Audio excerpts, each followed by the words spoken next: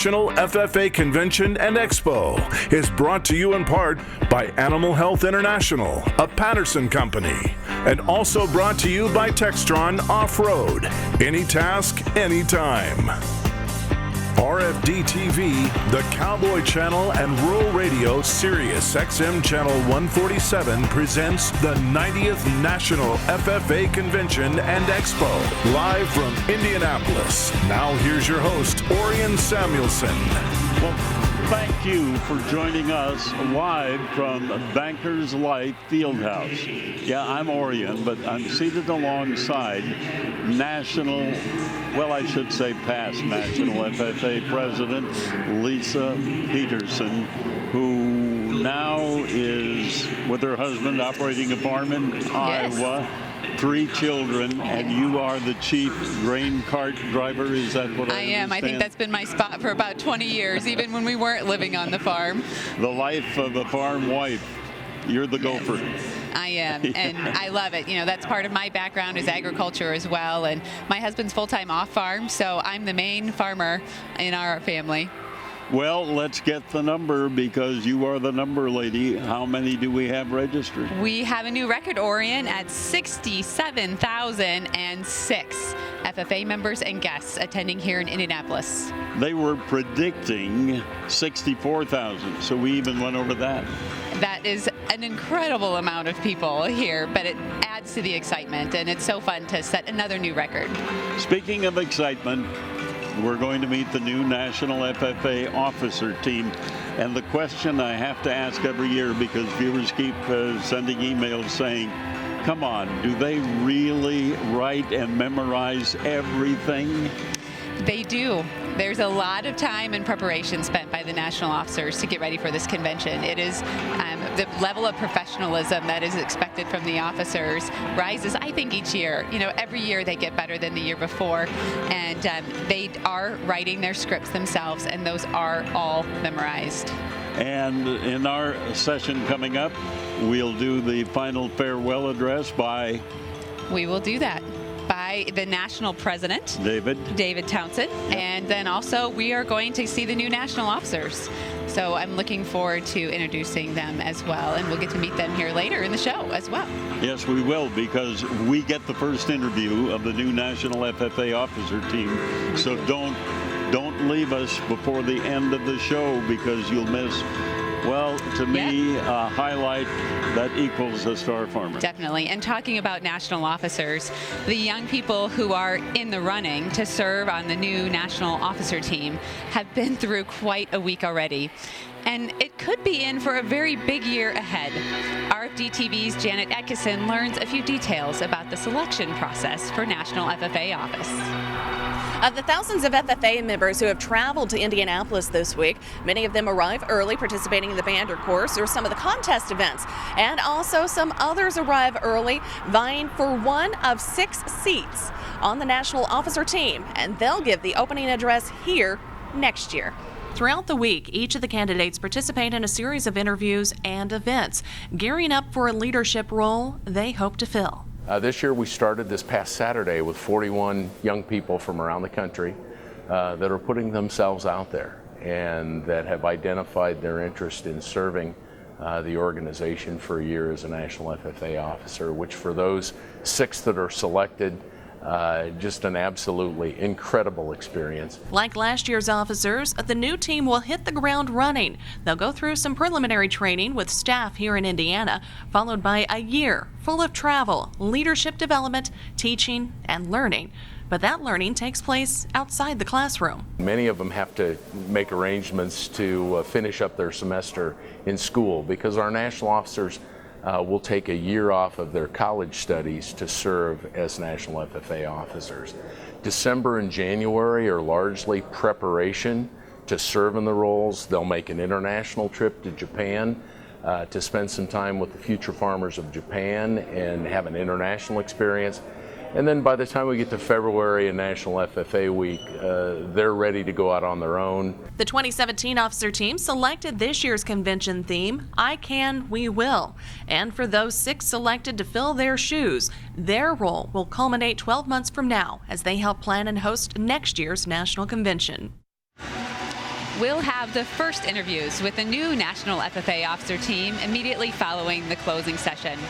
And Orion is also, as a part of this session, the current national officers get to make a very special recognition, their parents. Their parents. I always cry.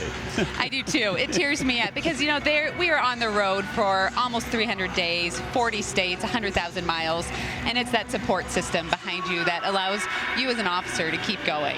And we have missed you earlier sessions because you would see all the candidates being interviewed and introduced, and then you'd tell us who the winners would be. I would do my best. I've got a pretty good percentage going, but I missed it this year, unfortunately, so it'll be a big surprise to all of us.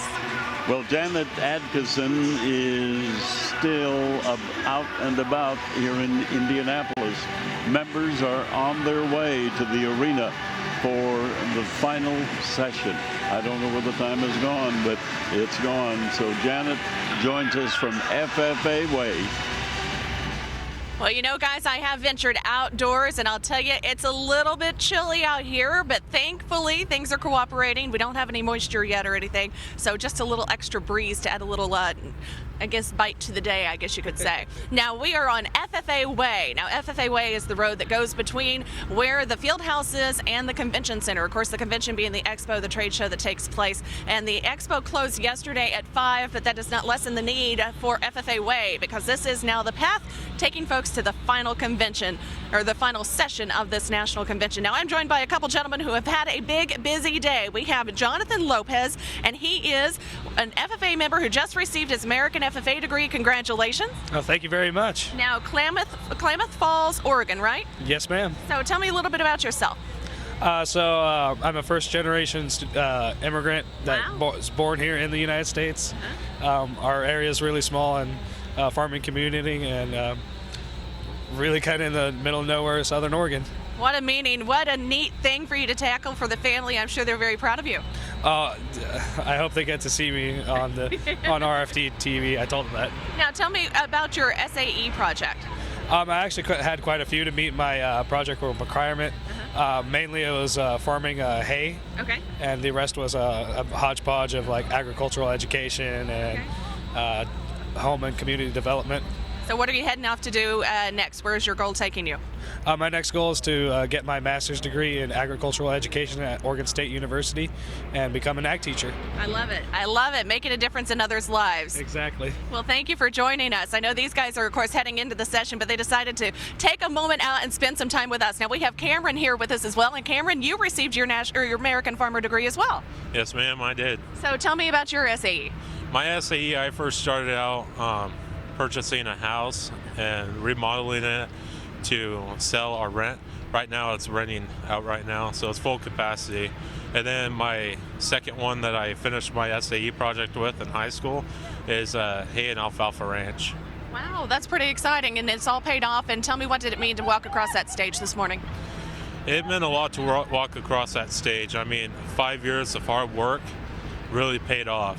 You know, it's still kind of surreal to actually walk across there and actually get my American degree. So that's pretty exciting. Well, congratulations to both of you gentlemen. When do you head home? I head home tomorrow night. Are you prepared to go home and meet your pillow again? It's going to be a bittersweet moment, but I think I'm ready for it. I can understand. Yeah. Well, gentlemen, thank you very much for joining us. Again, Cameron Despain, as well as Jonathan Lopez joining us. And tell us the town that you're from again. Klamath Falls. Klamath Falls, Oregon. So these guys representing their hometown well, as many were. In fact, over 4,000 young people representing their town, receiving their American degree, showing what they accomplished through the FFA. And of course, we've got more people with more accomplishments coming throughout this session on RFD TV. Back to you guys in the field house. Well, Janet, thank you very much. Stay warm out there as the excitement continues to build in here. Clear.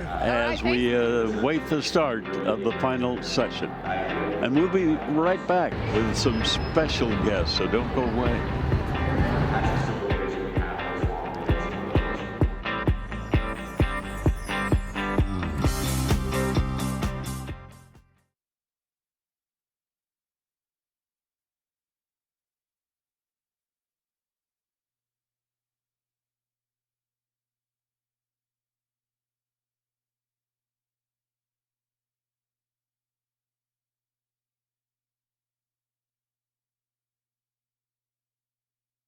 I remember officers back. 5, yes. Wow. All but Yeah. members. Whoa. Golly. Well, we'll just visit a little bit, and when I put this back on, I can't hear anything, so we'll talk to you on the air in about a minute. I think that it's always going to be something that talks to us every week that this conference represents 1/2 of our membership. So they are, in essence, a part of the most elite group of students that have the potential to go out and change the face of the national organization. It really does change the face of our nation and the world. Okay? Showtime? Okay. Put your hands to your face now. Hello, FFA, and welcome back to the Hoosier State. I'm Vice President.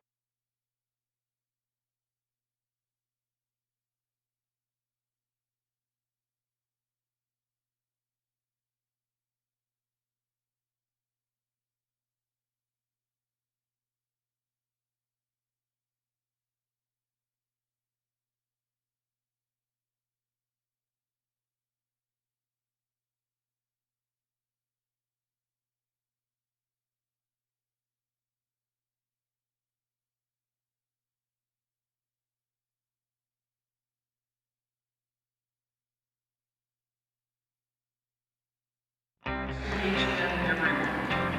Thank you for your leadership in your communities in your state. Thank you for carrying on the best traditions of our national life. Thank you for embodying. Welcome back to the 90th Annual FFA Convention and Expo. You know, the national FFA officers are truly an elite group of leaders who served the organization for a year. And I'm excited to have joining me this afternoon our past national officers, Gary Swan, and then we have Harold Brubaker, and then Keith Vandermark. Get this, from the 50th, I can't believe that 5, because we have 2 more, that 5 of you officers are back for your 50th year. And I guess I'm supposed to ask you the question I did 50 years ago.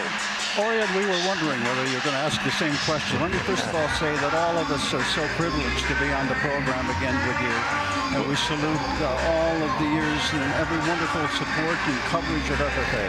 Well, it's a labor of love because of people like you who come to this convention and then go on to do even greater things than you did as FFA members. Quick update, what are you doing now? Well, I'm semi-retired. I've been fortunate to spend my career in advocacy for agriculture in various capacities, working with 2 different state farm bureaus, spending time in the New York legislature, working on rural and agriculture, being involved with the statewide small business group, and it's been a wonderful, wonderful career. And like all of the officers on my team, we've all stayed connected and working for agriculture, the kinds of things we were inspired to do through the FFA. Harold, how about you? What are you doing today? Well, at the convention 50 years ago, we had Senator Wayne Morris here. And I said to Senator Morris, I said, can a farm boy like me ever get elected? He looked back, he said, what do you think I am? I'm a sheep racer. So my career took a little different turn. I moved from Pennsylvania, where I was a national officer from, to North Carolina. Got involved in the state legislative process, served 36 years in the House of Representatives. Was elected Speaker in 95 through 98. And now retired from the legislature and operating a farm and still being in agriculture. Well, I'm glad you've done what you've done, but that you're still in agriculture. Keaton, how about you? What's going on? Well, after being an officer, I went back to Northern Ohio and taught ag school for a couple of years. And then we had a chance to go to Costa Rica, my wife and I. And we actually farmed down there for 13 years, growing rice and sugar cane, Brahma cattle, and raised 3 sons. And 13 years later, we woke up one day and said, our boys are growing up to be Costa Ricans. Nothing against Costa Rica, but no FFA, and the rural upbringing we enjoyed in Ohio, it was time to go home. So we came back, and we weren't ready for the snowballs of Ohio again. So we ended up in North Carolina and got into turf grass growing sod. So our family is now one of the larger turf grass suppliers for central and eastern North Carolina. And refresh me, all three of you went into government service. Is that right? At some point, yes. Yeah. And how did FFA prepare you for that, Gary? Well, first of all, it taught you a lot about how people deal in decision-making processes. It underscored our commitment to the industry. We find that FFA is universally respected in lawmaking bodies. Even though we didn't maybe talk about the fact we've been national officers, it somehow shone through in terms of our FFA experience and our advice. Did you find FFA helping you in that, Harold? Absolutely. Parliamentary leadership. People that ironically get elected know nothing about how to conduct a meeting. Well, that was secondhand to a former FFA officer. Absolutely. And in Costa Rica, did you get into politics? Well, no, but once I learned the language, those leadership experiences really came to help, because we had to set our own path down there and lead the way, and it turned out to be a great experience, and I thank the FFA for that. Well, I remembered all my questions. You remembered all your answers. So, gentlemen, thank you for being here with us. And we have two other members of the 50th Anniversary National Officer Team here, and they'll join me right after this break. Don't go away. You're watching RFD TV.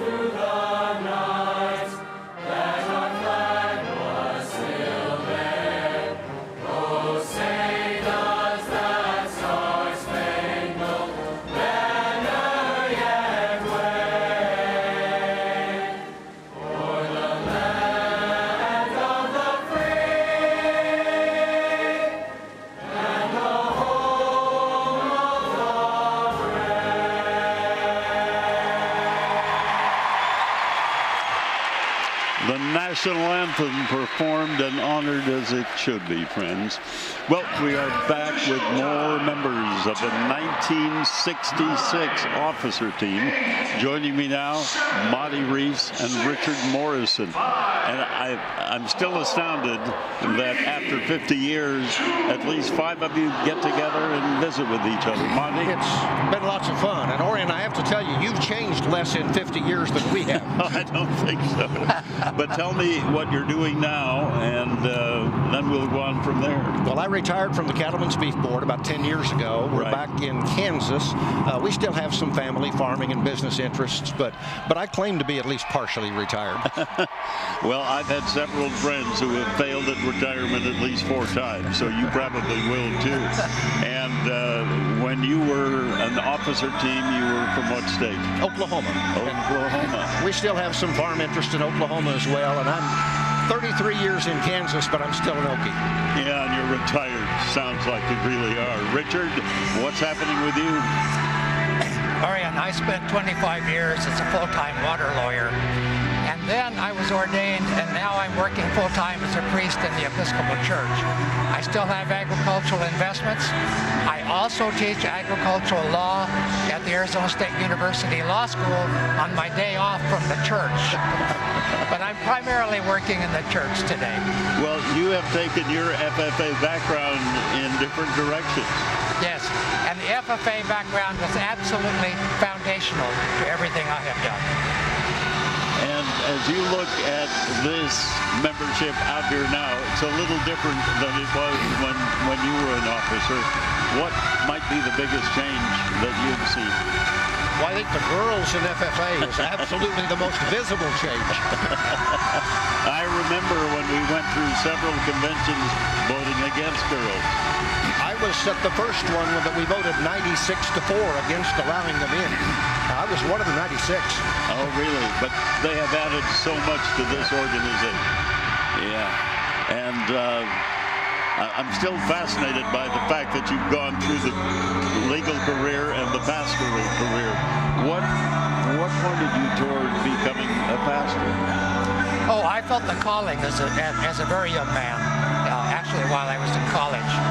But I was drafted and then followed law school, and I just couldn't get to seminary until I was middle-aged, actually. But I discovered something important along the way. If you have a lot of interest, you don't have to pursue them all simultaneously. You can take them on sequentially, and that's what happened to me. Fascinating, and again, as we look at the leadership and the government roles that past members and past officers have held, that's added, I think, so much to keeping agriculture in the forefront politically. Without a doubt. Kansas Governor Sam Brownback was at our officer reunion last night for all the Oh, yes, I heard that he was there. Perfect example. Yeah, and there have been so many examples. And of course, whenever I think of FFA and the government, I think of Jerry Litton, who probably would have been President of the United States had he not been killed tragically after the election. I still think he gave one of the most inspirational speeches I've ever heard at an FFA convention. I agree with you. Somebody asked me, what are some moments you remember? Well, Paul Harvey. I was in the auditorium when Paul Harvey delivered his farmer address, and then Jerry Litton, who was just outstanding. Yeah. Don't forget Festus. We had Festus at our convention. Did you really? Yes, we I did. sat alongside Festus on an airplane. He was flying back to his avocado ranch in California. It's so good to be with you and to bring back the 50th anniversary National Officer Team. Thank you so much, Gary, and thank you so much, Richard, for joining us today. All right, the field house full for the final session, and so let's check in at the lobby with Levy Randolph. Come on in, Levy. Thank you, Orion. I have two very important people today, if you will. Two unique individuals that have had a crazy experience this week, and those are two national officer candidates. If I can first get your name and your home state, and just share a little bit about your leadership positions. Yeah, so my name is Kyler Langbart. I hail from the state of Kansas, where I served as the 2015-2016 state reporter. Wonderful. Thanks, Kyler. And here we have... Hi, I am Hannah Adkins, and I am from the state of Maryland, and I had the privilege of serving as the 2015-2016 Maryland FFA State Secretary. Wonderful. Now, the two of you have had a great experience this week for one reason that we'll talk about in just a second. But can you share with viewers back home and people who may not know a little bit about the National Officer selection process, what are some of the things that happened prior to the cut? Yeah, perfect. So 41 of us arrived from around the nation on Friday night, and then Saturday morning, bright and early, we got the process started.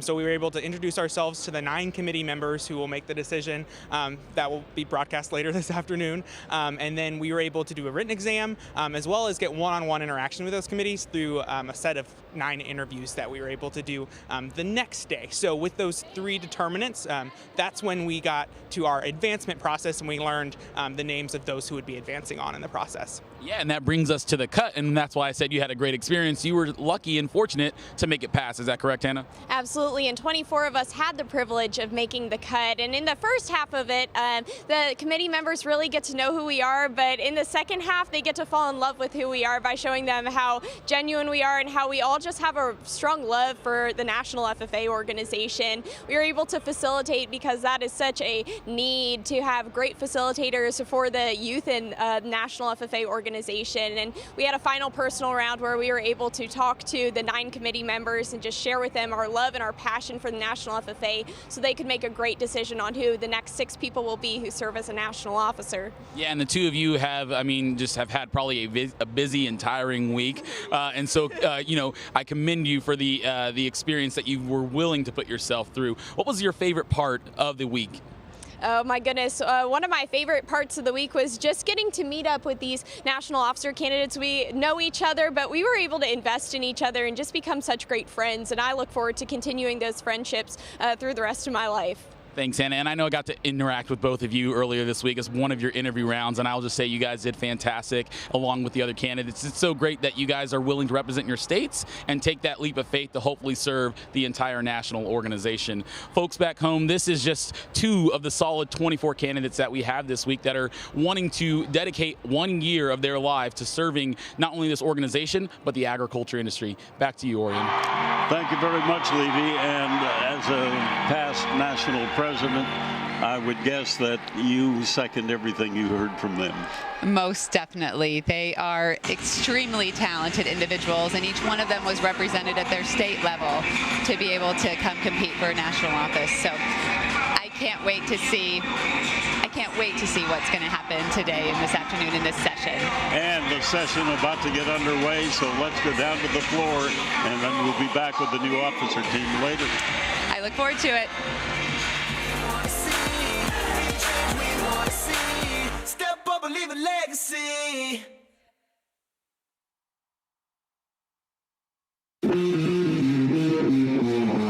Are you ready? Let's raise the roof for your 2016-2017 National FFA Officer Team. Our Southern Region Vice President from South Carolina, Deshaun Blanding. Our Western Region Vice President from Texas, Trey Elizondo. Our Eastern Region Vice President from New York, Ashley Willett. Our Central Region Vice President from Minnesota, Valerie Early. Our National FFA Secretary from Florida, Victoria Harris. And our National FFA President from Delaware, David Townsend. Here we go. It's about time now we say it all. Here we go. Red lights, I could never stop. A dreamer with the fever to be great was all I ever wanted.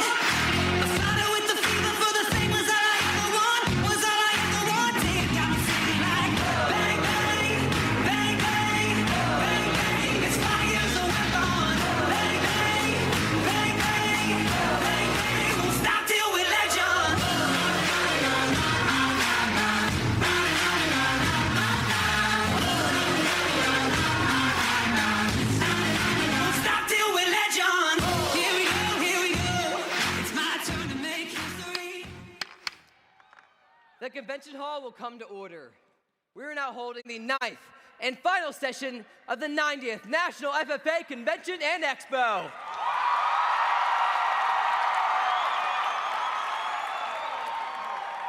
Madam Vice President, are all officers at their stations? I shall call the roll of officers, determine if they are at their stations, and report back to you, Mr. President.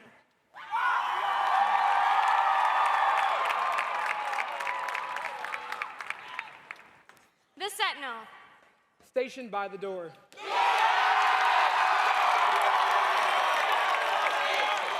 Your duties there. Through this door pass many friends of the FFA. It is my duty to see that the door is open to our friends at all times and that they're welcome. I care for the meeting room and paraphernalia. I strive to keep the room comfortable and assist the president in maintaining order.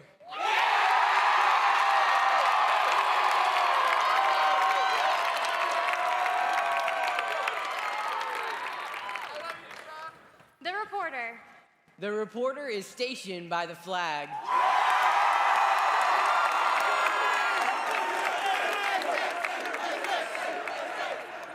Why by the flag?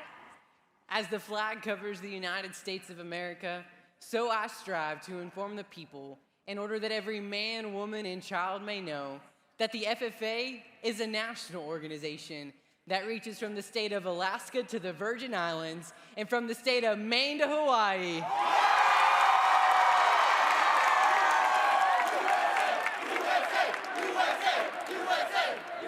The Treasurer, stationed at the emblem of Washington.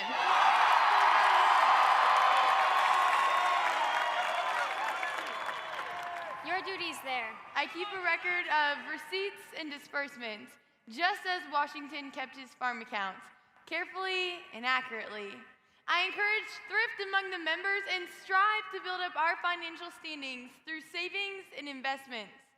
George Washington was better able to serve his country because he was financially independent.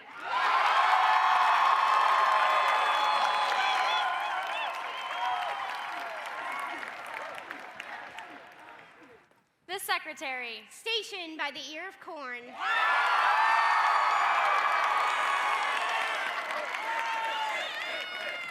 Your duties there. I keep an accurate record of all meetings and correspond with other secretaries. Wherever corn is grown and FFA members meet.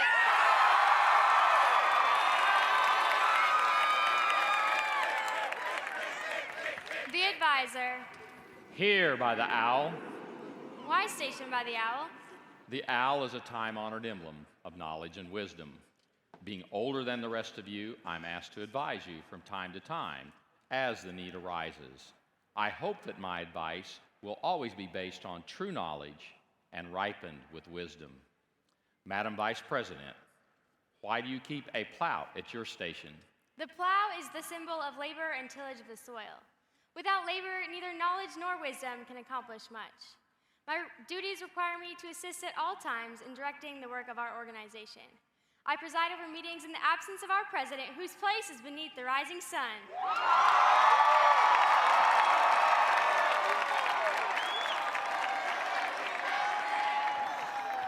Why is the president so stationed?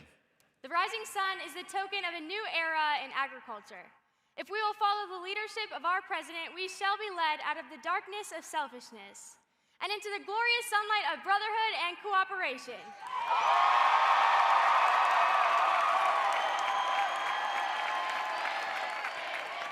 Mr. President, for the final time, all officers are at their stations. Thank you, Madam Vice President. The Secretary will call the roll of members. I am pleased to announce that at this, the 9th and final session of the 90th National FFA Convention and Expo, there are 67,006 members and guests registered, Mr. President.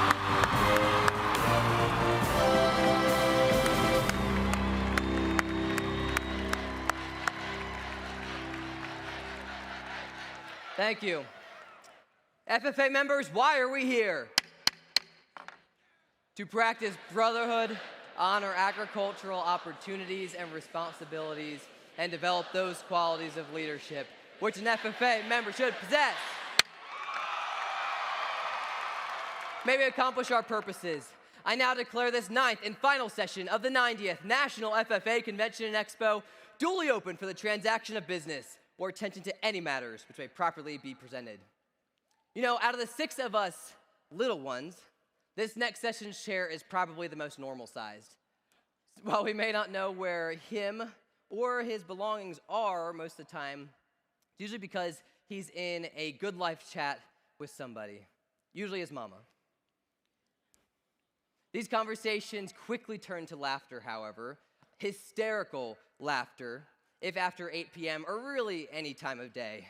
He loves Southern cooking, doing his hair, and his North Carolina A&T State University Aggies. Ladies and gentlemen, our Session 9 chair and your Southern Region Vice President, Deshaun Blanding. Grandma's hands clapped in church on Sunday morning. Grandma's hand played a tambourine so well. Grandma's hand used to issue out a warning. She'd say, Billy, don't you run so fast. Might fall on a piece of glass. Oh, how are y'all feeling? If you're feeling real good, can I get a I'm good? Hey, I'm good too. Mainly though because I got to spend an incredible year with y'all amazing folks. See, this year my officer teammates and I have traveled a lot. So we've really enjoyed spending some quality time back home. And y'all, every time I go home, I make sure I visit one special lady, my great-grandma Rosa. See, my great-grandma Rosa is sassy, sweet, and as stubborn as an ox. But growing up, she was my primary caretaker while my parents worked during the day. And in her household, there was more rules and bylaws to what I could and could not do than there are in our U.S. government. Thankfully, Grandma Rosa is still with us, and she will be, God willing, celebrating her 96th birthday this year. Woo! Now, the reason we had so many rules and bylaws was mainly because my great-grandmother believed in this really, really weird list of superstitions, okay? I'm just gonna take y'all into the absurdity of my childhood, okay? So I'm gonna call out a few of these here. Let's look at number 4. So you cannot walk in socks, that's in the house. You must either be barefoot or wearing shoes. If you don't, then that's bad luck. This is a good one for your parents. You cannot sweep rooms after dark. Tell your parents that, okay? And if you do that, then that's also bad luck. Let's see, let's call out number 11. Step on someone's heel. So that's if you're walking and you step on somebody's heel, you steal their luck. But to give it back, you have to tap them on the back. Strange, right? Any cat lovers in the house? You got some cat people? All right, so for my cat people, if you have a black cat and it crosses your left, it's bad luck. But if it crosses your right, then that's good luck. Now, that's really strange, right? Only black cats, though, only black cats. See, these really weird lists of superstitions are just a few things my great-grandmother has taught me. But the more important lessons are the life lessons that she has instilled that shaped me into who I am today. From hard work to family unity, I'm excited to get to share those lessons with y'all throughout this session. In this organization, same thing happens, where they instill a lot into us as members. From encouraging us to say, I can, to the unity actions of we will, each of us brought our uniqueness here at this convention, and now we're here at the final session of the 90th National FFA Convention and Expo, where we get to recognize our CDE winners, hear the delegate committee reports, also hear the retiring address of my brother from another mother and your National FFA President, David Townsend. Meet the family of the national officers and also the elders of the organization, also known as our past national officers. And last but certainly not least, we welcome the new national officer team to our national officer family and meet the nominating committee. Regardless if this is your first time at this convention, meeting your FFA siblings, or last time wearing the blue jacket, we all must take hold of this moment to step up and leave a legacy in our homes and communities. I can and we will have an unbelievable time at this, the final session of the 90th National FFA Convention and Expo. We're all different, we're all unique, but when we come together, we can't be beat. Create a bigger impact. In fact, if I believe we can, we will be the change we want to see. I am powerful, you are powerful. Add it up and we're unstoppable. Together we're stronger than as individuals. Achieve a common goal, unbelievable. I can, we will be the change we want to see. Be the change we want to see. Step up and leave a legacy. Lesson one that Grandma Rosa has taught me is the value of family unity. Our family would often unite at our crazy family cookouts. From uniting through dancing, singing, and almost eating anything we could find, our family really valued unity. The reason that unity was so special to my great-grandmother is because that's her way of leaving her legacy. Her way of answering the question, how will we remain relevant in the future? Our organization answers this question of how will we remain relevant through our Congress-like system called the delegate process. The delegates have spent their convention updating our organization by keeping sight of our vision of growing leaders, building communities, and strengthening agriculture. Please help me in welcoming to the podium our National FFA President, David Townsend, to introduce our delegate committee reports. Thanks, Deshaun. For 90 years, our organization has prided itself on being a student-led organization. Today, we are here at the 9th and final session of the 90th National FFA Convention and Expo, an event dedicated to showcasing and rewarding the hard work of students from across the country all year. This is also an opportunity, however, the true purpose of this event is to conduct business and initiate change that will direct and determine the future of our organization. The delegate process began early this summer, with states submitting delegate proposals to the State President's Conference. Committees were formed at this event, and throughout this week at convention, delegate work has been conducted to help initiate change in our organization for the future. Personal testimony was heard, committee reports were recommended and approved by the entire delegate body, and today, it is time to make those recommendations public through the reading of these committee reports. Representing the Committee for the Nature and Structure of Delegate Work, please join me in welcoming from Virginia that committee chair, Tess Seibel.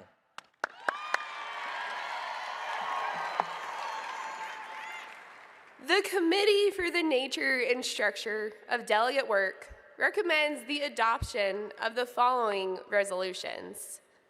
Whereas additional and systematic training is needed for the delegate body to better understand the flow of the delegate process, the specific issues undertaken by committees established, as well as the best way for delegations to represent their constituents.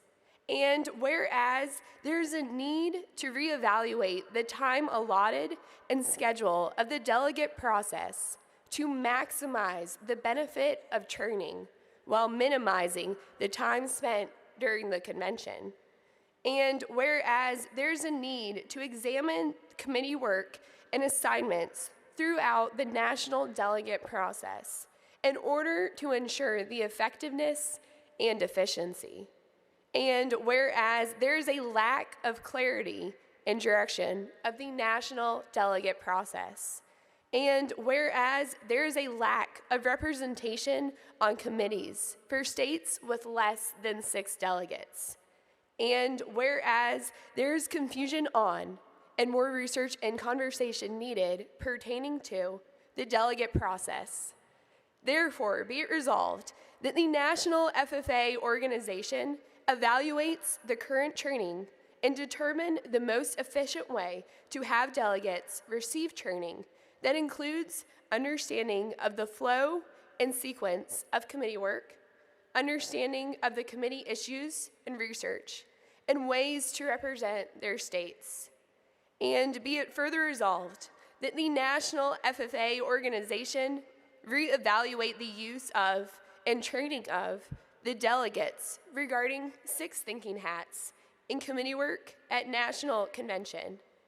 And be it further resolved that the National FFA organization investigate the use of standing committees in addition to or in replacement of the current structure of committees, utilizing this section of the current POA, standing committees, by the 2018 State Officer Summit. And be it further resolved that there is a creation of a mission statement for the National FFA delegate process. And be it further resolved that each state shall be allowed additional non-voting delegates within committees so that each state can be represented. And be it further resolved that a task force be created chaired by the education specialist in charge of the delegate process, consisting of past national delegates, with there being at least one representative from each state, from each region proportionally, to evaluate the delegate process and report back by the 2019 State Officer Summit. And be it further resolved that the task force reevaluate the purpose of the National FFA delegate process, determine the most efficient delegate structure, including official delegate allocation, and establish the structure of committees. Respectfully submitted, Tess Seibel, Chair, Virginia FFA Association.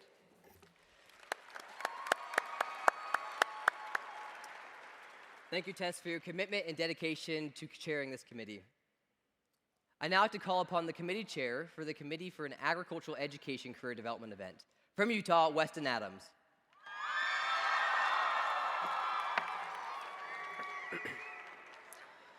The Committee for an Agricultural Education Career Development event recommends the adoption of the following resolutions. Whereas the National FFA organization recognizes that there is a shortage of agriculture educators, and whereas the Committee for an Agricultural Education Career Development event has determined its relevancy based upon industry needs, and whereas states are waiting for united national rules before establishing state competitions, therefore be it resolved that the Agricultural Education Career Development event should prepare individuals for a career in agricultural education or a similar industry. In keeping with the purpose of career development events, to prepare members for career success, and be it further resolved that the National FFA organization assist in providing a solution by looking at multiple sources from various states to implement a national agricultural education career development event. And be it further resolved that the Agricultural Education Career Development event consists of components of the daily tasks of an agriculture educator, including, but not limited to, a test on agricultural education, a lesson plan, a hands-on classroom activity, and oral questions or scenarios.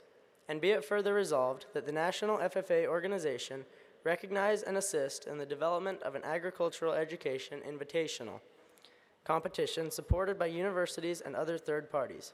And be it further resolved that the National FFA organization create a 5-year program to provide relevant statistics concerning state-level agricultural education career development events, as well as the National Invitational in order to promote the idea of a national agricultural education career development event. And be it further resolved that the National FFA organization waive the CDE policy that requires a 15-state minimum to begin a new event. Respectfully submitted, Weston Adams, Chair, Utah FFA Association.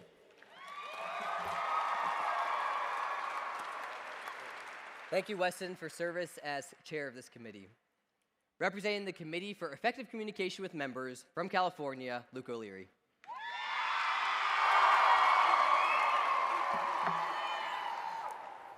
The Committee for Effective Communication with Members recommends the adoption of the following resolutions.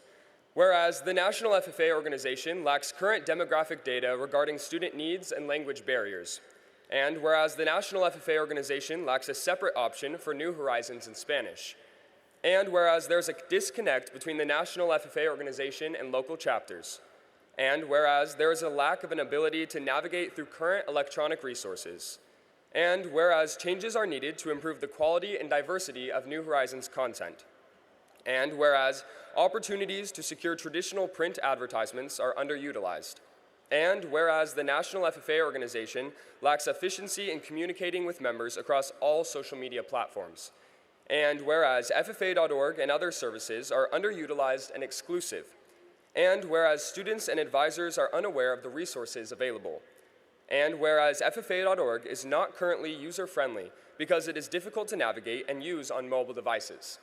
Therefore, be it resolved that the National FFA organization seek out demographic data through a survey during membership registration. And be it further resolved that the National FFA organization implement a checkbox on the student profile to specify their preferred language. And be it further resolved that the New Horizons be published in Spanish for those who indicate such as their preferred language. And be it further resolved that the National FFA organization develop a mobile application for FFA.org separate from a mobile responsive website in order to connect with other members through different levels of the organization. And be it further resolved that this application replicates simplified FFA.org, AET, and media content from the national officers. And be it further resolved that the application feature a calendar that includes reminder notifications. And be it further resolved that an effort be made to reestablish regular print advertising in order to secure additional funding for the New Horizons magazine. And be it further resolved that a task force of members and alumni be established to meet once a year at National Convention with the goal of evaluating the diversity of content and quality of the New Horizons magazine. And be it further resolved that the National FFA organization create a social media policy to ensure consistent and effective posts on all social media platforms, especially by catering content to each specific platform and its corresponding audience. And be it further resolved that the National FFA organization further develops its use of video media, especially by including the personal views of the national officers and vlogs. And be it further resolved that all facets of agriculture remain represented on all social media platforms. And be it further resolved that the National FFA organization encourages members to engage push notifications on all social media platforms. And be it further resolved that the National FFA organization continues to promote media featuring the national officers. And be it further resolved that the National FFA organization improve access to limited access content on FFA.org, while maintaining the integrity and the security of members' data through password protection of registration, applications, and roster functions only. And be it further resolved that the National FFA organization add more online tutoring, tutorials, and live chats for advisors and students about My Journey, Ag Explorer, and AET on FFA.org. And be it further resolved that the FFA.org is more compatible on mobile devices and is easier to navigate. Respectfully submitted, Luke O'Leary, Chair, California FFA Association.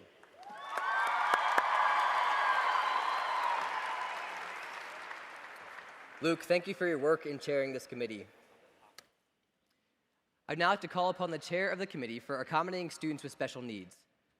From Nebraska, Liddy Vinton.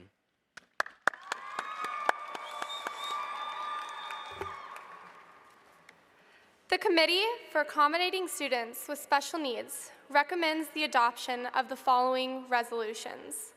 Whereas there is a lack of awareness, content, and resources available regarding students with special needs, and whereas the current special need accommodation form is hard to find and the process for completing the form is inefficient and overly complicated, and whereas there is a lack of training for state officers in relation to interacting with students with special needs, and whereas the agricultural teacher makes a large impact on the students' involvement in FFA, therefore, be it resolved that there will be a video tutorial provided by the National FFA organization on how to find and fill out a special needs request form, and be it further resolved that the process for completing the form be streamlined, and be it further resolved that the National FFA organization establishes a training workshop for state officers to help understand how to properly engage with students with special needs, and be it further resolved that teachers be encouraged to use local resources or curriculum resources from the National FFA organization in an attempt to broaden the mindset of local teachers. Respectfully submitted, Lydia Vinton, Chair, Nebraska FFA Association. Liddy, thank you for your dedication to the service of this committee. Representing the Committee for the Inclusion of Unpaid Supervised Agricultural Experience Programs, please help me welcome from Ohio, Ryan Matthews.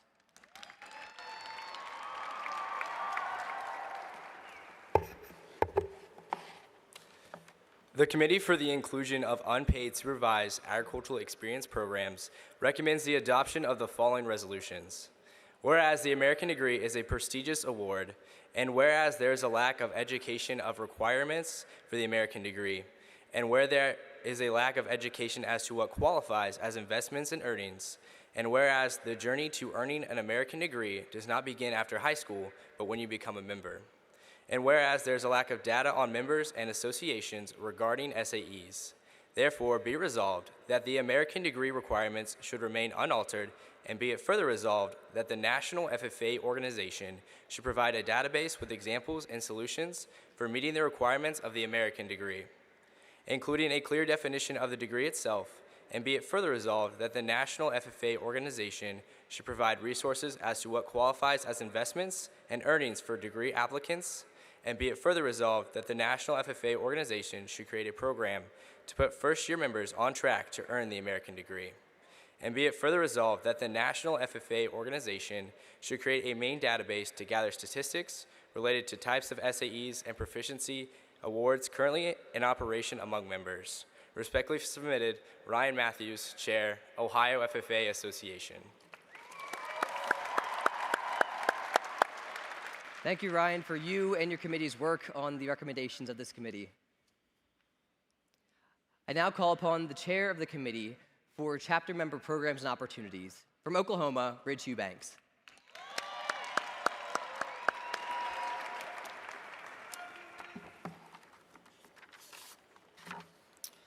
The Committee for Chapter Member Programs and Opportunities recommends the adoption of the following resolutions.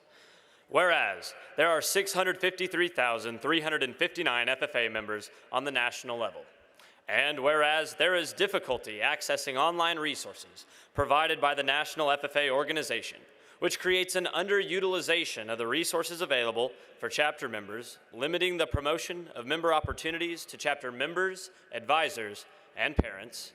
And whereas there is a missing web link to the career success aspect of the FFA mission statement, and whereas there is a demand for career success opportunities for chapter members, and whereas only 35% of state associations participated in 212 and 360 conferences, and the curriculum has not been changed or fully rewritten since 2009. Therefore, be it resolved that there is an implementation of curriculum and other resources to ag teachers through ag teacher inputs. And be it further resolved that online resources are readily accessible to parents, advisors, and members by altering of the FFA.org login. And be it further resolved, the National FFA organization should host business and industry formal events at National Convention to promote career readiness and success among all chapter members. And be it further resolved, the National FFA organization create a task force with the power to evaluate and act concerning the 212 and 360 conferences, their effectiveness, their budget, and the way they are distributed. And be it further resolved that said task force researches altering curriculum to focus on all aspects of the FFA mission statement regarding premier leadership, personal growth, and career success. Respectfully submitted, Ridge Eubanks, Oklahoma FFA Association Committee Chair. Ridge, thank you for your leadership in developing the recommendations for this committee.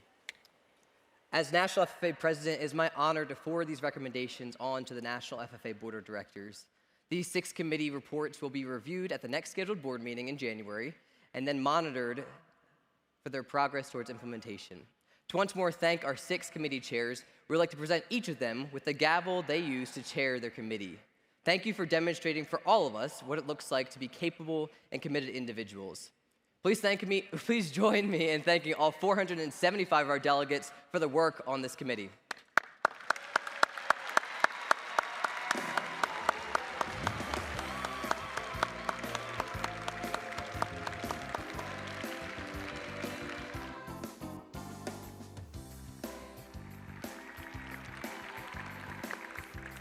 Lesson 2 that Grandma Rosa has taught me is that it's okay to make noise only as long as it's good noise. See, every Sunday, dressed and pressed, she would grab her church fan and her favorite instrument, the tambourine, and bolt outside of the door. Over time, she's taught me her skills, and today I think I'm somewhat good at it. Let's see how I am.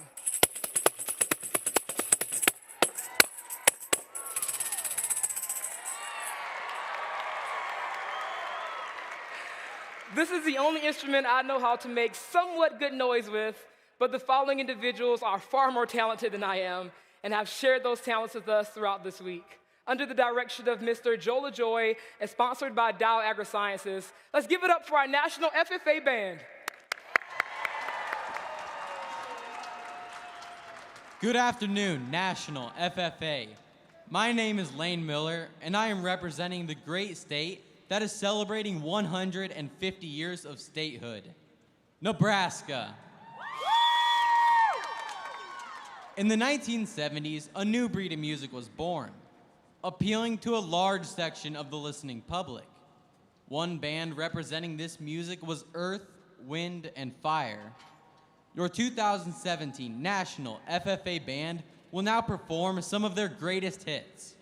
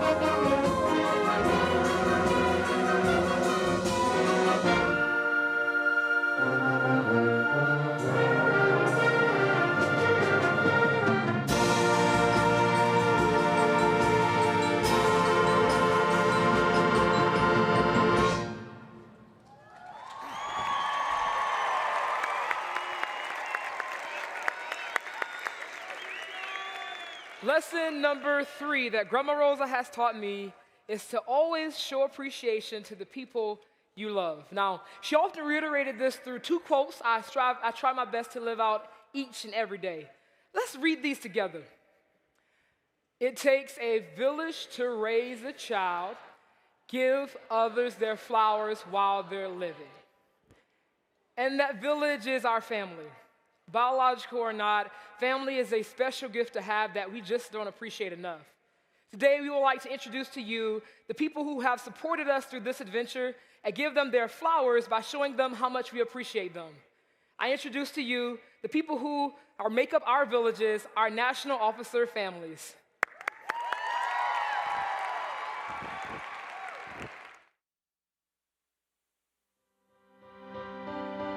From movie nights to jumping on the trampoline. From crazy bonfires to rowdy potlucks. From card games to story time at the dinner table, quality time looks different for every family. We each come from unique families, but this year, we brought them together to create a family of our own. Sharing and creating dysfunctional family stories is some of our best captured moments. And it's said that every picture tells a story, a captured moment of fond memories that will last a lifetime. Returning home, we love to show our families the memories we've made this year, sharing with them a piece of our lives. Through tears and laughter, our families have been our rocks. Family is a special gift to have that we don't appreciate enough. Dysfunctional or structured, we are fortunate to have our families by our sides. When the spotlight goes out, families are the ones who still cast their light to keep us shining, giving us the encouragement needed to keep striving for success. They celebrate us at our best, support us at our worst.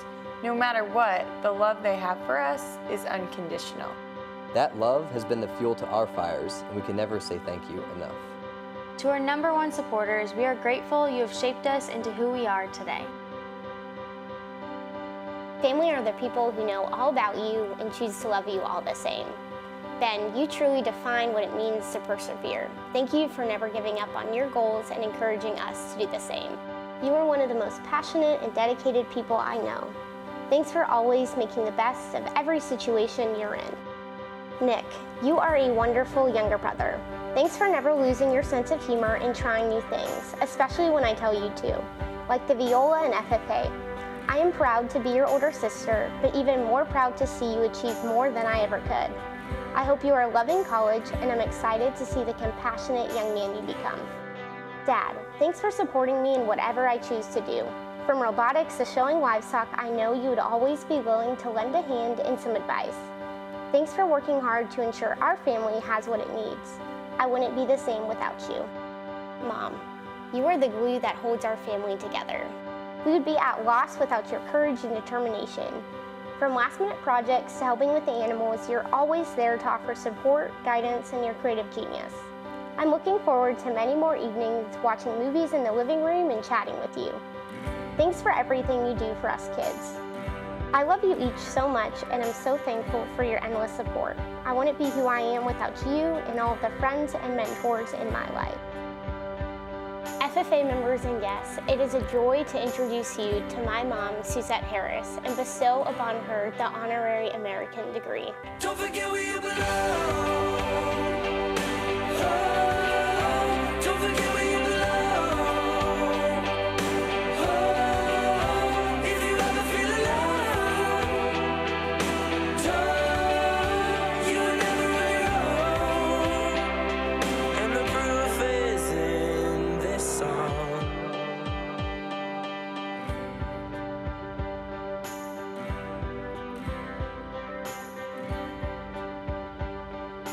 This year I've learned that so much of who I am is because of the influence of my family. Growing up with 4 boys was pretty crazy, but I wouldn't have wanted it any other way. Wyatt, your energy and sense of adventure make every day more exciting. Thanks for always being willing to give a hug anytime I need it. Garrett, your creativity and love for the people around you make this world a better place. Thanks for showing me that kind is the best way to be. Brandon, you've proved that you're willing to work hard and step up, and that's a pretty incredible thing. I've loved watching your competitive spirit through tennis and FFA, and can't wait to see what you accomplish. Ryan, Thanks for answering your phone, even late at night, and giving me humble advice when I'm being stubborn.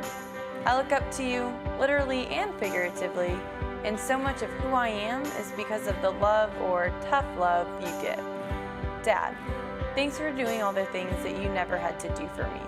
Even though I rolled my eyes at you when you told me to get up and do it again, you never letting me give up set a solid foundation for my life.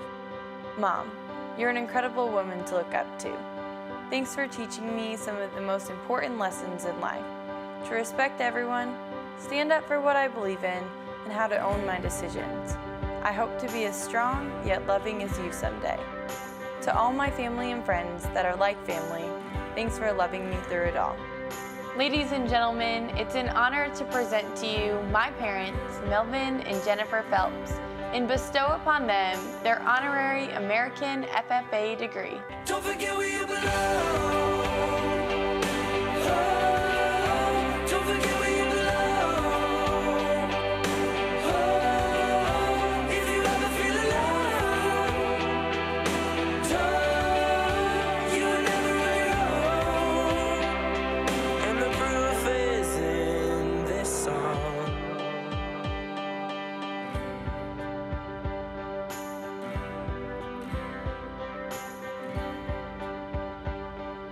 Family, the people that love you for who you are, would do anything to make you smile and love you through every situation. Peanut, thank you for being someone I can always look up to. I've been so blessed to have a brother who is so much older than me because you have given me two of the coolest nephews I could have ever asked for. Stratton and Sutton, y'all will always seem to bring something new and exciting with y'all every time y'all come around. Thank y'all for keeping me on my toes. I'm so thankful to be your Uncle Trey. I love y'all so much.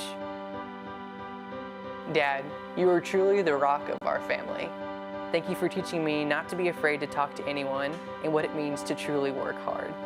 Some of my favorite memories have happened at a steer show with you by my side. Thank you for always supporting me and adding some A&M gear to your wardrobe, even though you claim to be a Longhorn fan. You will always be my #1 hunting, fishing, and golf buddy. Love you, Dad. Mom, you are a true definition of what it means to have a servant's heart. Your constant love for everyone around you is contagious. Thank you for instilling in me the importance of loving the Lord and serving Him in all that I do. Staying up all hours of the night watching reruns of Friends with you will forever be some of my most cherished memories. Thank you for always being such a beautiful ray of light in my life. I love you, Mom. Thanks for everything. FFA members and guests, I'm proud to introduce to you my parents, Susan and Samuel Elizondo, and bestow upon them their honorary American FFA degree. Don't forget where you belong. Oh, don't forget where you belong. Oh, if you ever feel alone, you were never alone. And the proof is in this song.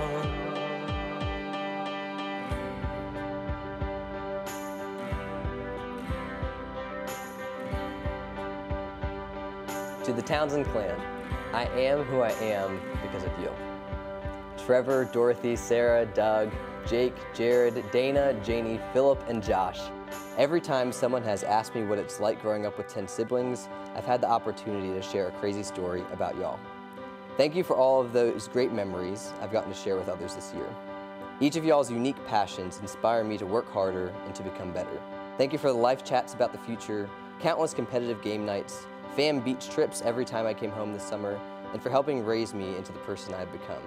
I'm proud to be part of a family that cares so much for others. Mama, your love knows no bounds. I'm inspired each day by your patience, grace, and love for every person around you. Thank you for showing me how to truly learn always and help others feel at home. You hold our crazy family together with your faith and love. Thank you for the life chats on the way to the airport, teaching me to cook for our crowd, and sharing your love with every person who walks through your door. Dad, you are the roots that keeps our family grounded. I'm proud to share the same sense of humor and love of family as you. Thank you for showing all of us kids what it looks like to have good work ethic. I'm not sure how you and Mom have managed to keep 11 of us alive this long, but I sure am grateful. Thank you for all you do for us. Ladies and gentlemen, it is my honor to present to you my parents, Matt and Rebecca Townsend, and bestow upon them the honorary American FFA degree. Don't forget where you belong. Don't forget where you belong. If you ever feel alone, you were never on your own. And the proof is in this song.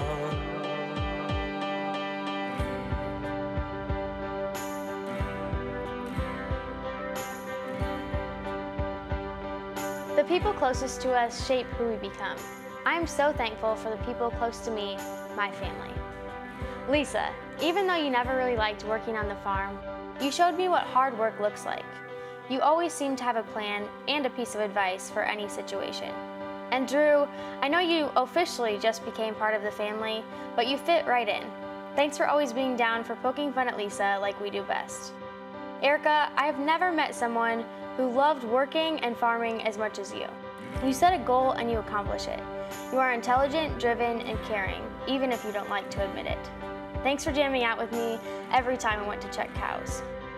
Dad, thank you for encouraging me. Ever since I was little, you've always stopped to talk to just about everyone we run into. You showed me what it means to learn from the people around me. Thank you for always being the proud dad on the side of the show ring and for cheering me on as I set the next goal. Mom, you're the most patient, positive person I have ever met. Thank you for showing me what it means to live out your faith and for helping me see that God always has the best plan. I hope I can become someone like you. Thank you all for loving me through each of our adventures. I love you. FFA members and guests, it is my honor to introduce you to my parents, James and Rachel Early, and bestow upon them the honorary American FFA degree. Don't forget where you belong. Don't forget where you belong. If you ever feel alone, you were never on your own. And the proof is in this song.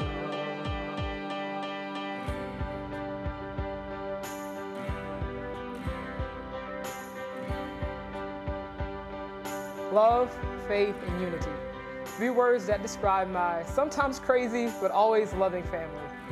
To my uncles, aunts, and Mr. Skeeter. Thanks for being my support system and always being there for me. Grandma Rosa, I would be remiss without saying thank you. Though you suffer from Alzheimer's, you never seem to forget you're a big baby. I will always belong to you. Grandma Mamie, you are the strength and backbone of our family. Thank you for instilling faith and hard work into us. I know I don't do it enough, but I love coming home and spending time with my special lady. DJ, Damien, and Trina. Though age came between us, love never did. Thank you for being my big protective brothers and sister and being great mentors and friends. Darius, oh Darius. Though you always used to beat me up, for some strange reason, I still followed you, but I'm thankful that I did. You have been the best mentor, frenemy, truth teller, and big brother anyone could ever ask for. Dad, thank you for the quality time you've given to us. It means more to me than you would ever imagine. Thank you for the life lessons you've taught me and love you've given. Babs, I admit it, I'm a mama's boy, but with a mom like you, how can I not be? You have sacrificed so much for us and we can never repay you for what you've done. Thank you for teaching me how to love others, to love God, and love myself.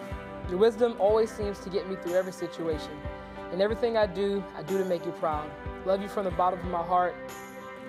FFA friends and family, it is my honor to introduce to you my parents, Carlton and Barbara Blanding, and bestow upon them the honorary American FFA degree. Don't forget where you belong. Don't forget where you belong. If you ever feel alone, you were never on your own. And the proof is in this song.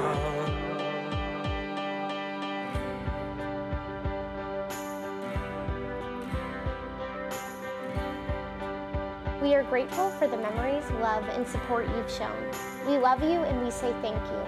Thank you for always believing in us. Thank you for pushing us to be our best. Thank you for always being there for us. Thank you for shaping us into who we are today.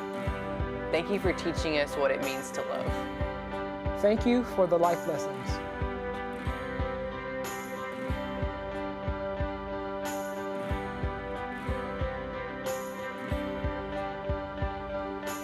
At this time, we ask that all parents and guardians please stand as we celebrate these individuals.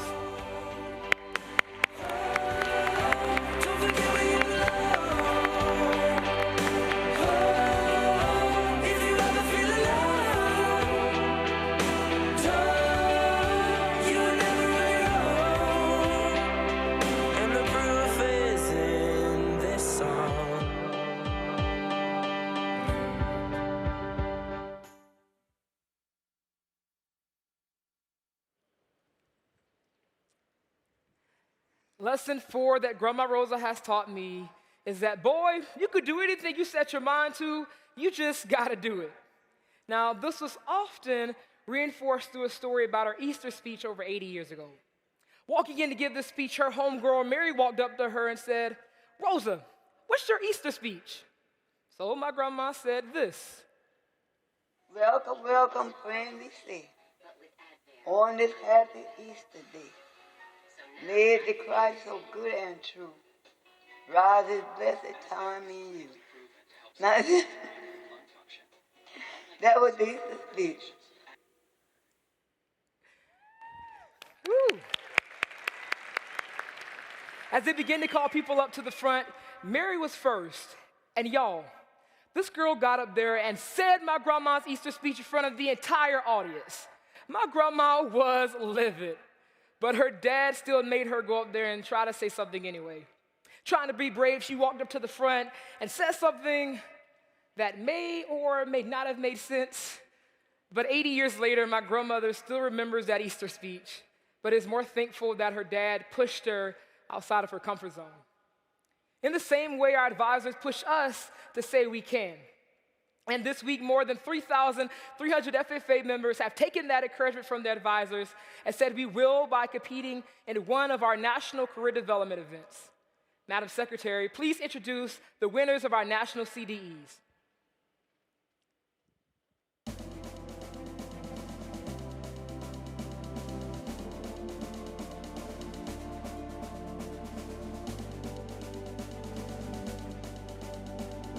In the area of agricultural communication, sponsored by Osborne Bar and Valiant USA Corporation, your national winning team is Cambridge FFA from Georgia. The advisor is Sarah Nurswick. Members of that team are Kaylee Doyle, Alia Garrett, Brittany Breedlove, Haley Desirande. Individuals placing in the top 3 are Caitlin Ball, Elgin FFA of Oklahoma, Grace Long, Ballard FFA of Iowa, Alia, Cambridge FFA of Georgia. Congratulations.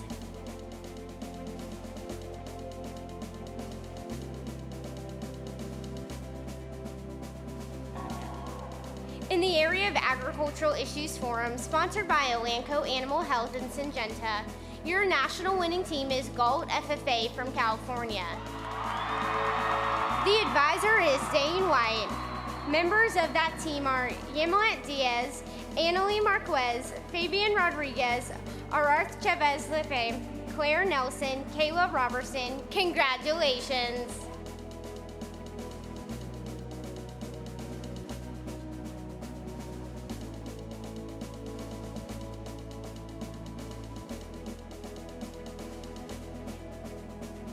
In the area of agricultural sales, sponsored by Monsanto, your national winning team is Belleville FFA from Texas. The advisor is Christy Tabola. Members of that team are Jordan Hill, Connor Newman, John Hendricks, Annika Witter. Individuals placing in the top 3 are Jordan Hill, Belleville FFA of Texas, Annika Wittner, Belleville FFA of Texas. Congratulations.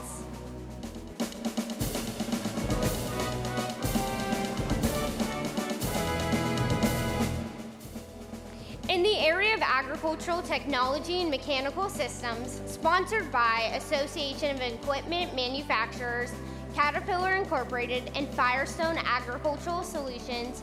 Your national winning team is Prairie Central FFA from Illinois. The advisor is Kyle Miller. Members of that team are Jake Lehman, Milan Lehman, Tanner Hartman, Milan Tugol.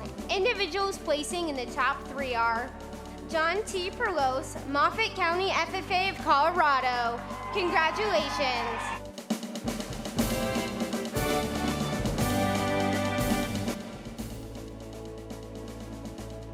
In the area of agronomy, sponsored by Bayer, your national winning team is North Union FFA from Ohio.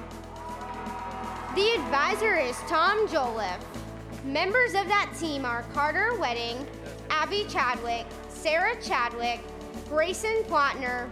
Individuals placing in the top 3 are, in third, Jaden Meyer, Smith Center FFA of Kansas. Tyler Nichols, Natchitoches FFA Central of Louisiana. Grayson Plotner, North Union FFA of Ohio. Congratulations.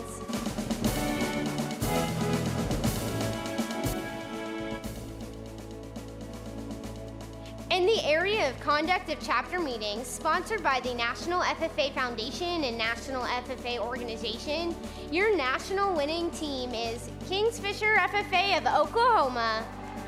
The advisor is Lori Burns. Members of that team include Harrison Thiemer, Gentry Squires, Chloe Lack, Elizabeth Purdue, Victoria Gherkin, Max Hartman, Braden Burns. Congratulations.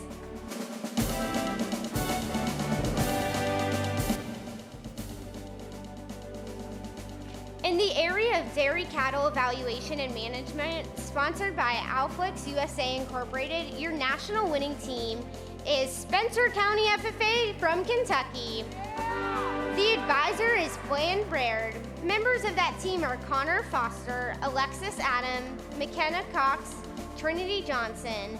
Individuals placing in the top 3 are third high individual Emily Vernon, Goodhue FFA of Minnesota. Second high individual Connor Foster, Spencer County FFA of Kentucky. First high individual Connor Esserin, Eastland FFA of Illinois. Congratulations.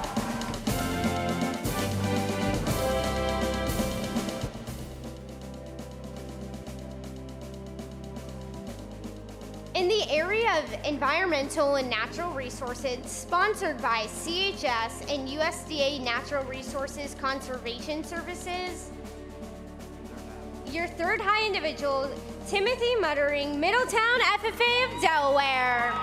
Congratulations.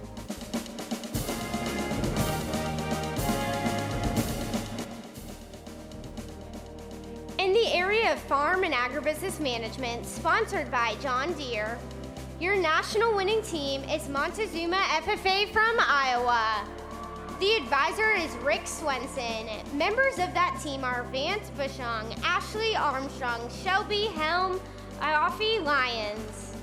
Individuals placing in the top 3 are third high individual Ryan Mulkey, Grant County FFA of North Dakota. Second high individual Vance Bushong, Montezuma FFA of Iowa. First high individual Leo Kingtefeld, Fatima FFA of Missouri. Congratulations.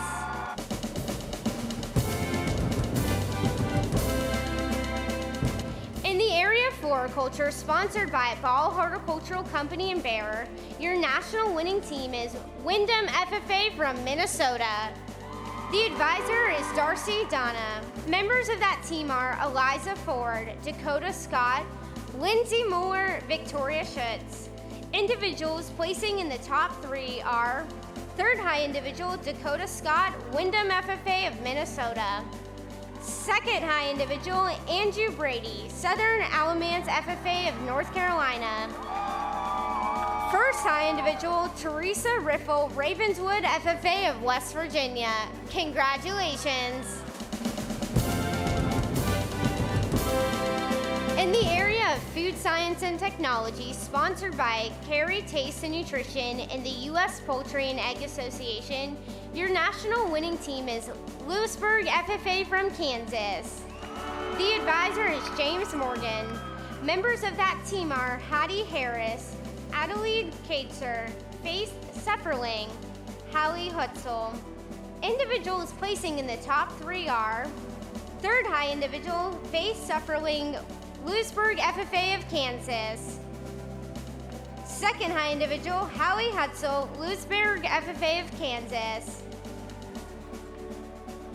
And your first high individual, Zarin Kerper, Ole Valley FFA of Pennsylvania. Congratulations.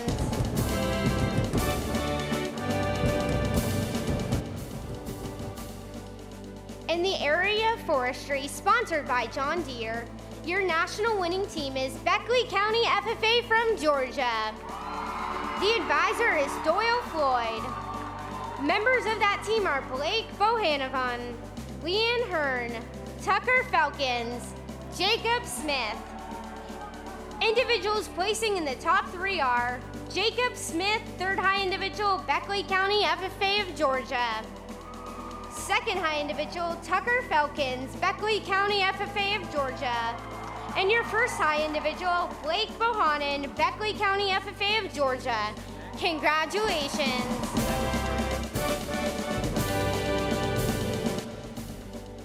In the area of horse evaluation, sponsored by Ram Trucks, Stanley Premium Western Forage, Tractor Supply Company, and Wall Clipper Corporation, your national winning team is Frontier Bakersfield FFA from California. The advisor is Emily Benson. Members of that team are Karina Coe, Jocelyn Camp, Kara Stark, Macy Stowers. Individuals placing in the top 3 are third high individual, Michaela Vick, Southern Nash FFA of North Carolina. Second high individual, Sierra Weatherly, Cacon FFA of Maryland. And your first high individual, Allie Leslie, Inman FFA of Kansas. Congratulations.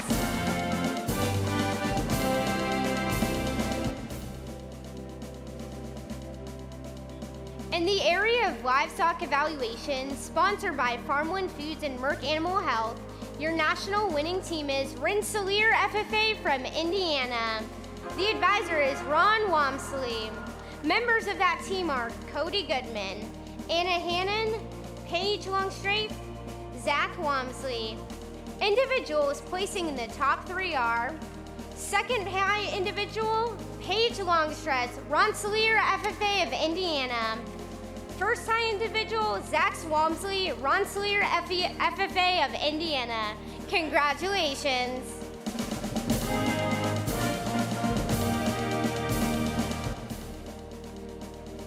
In the area of marketing plans, sponsored by Bunge North America and the Context Network, your national winning team is Fairview FFA from Oklahoma.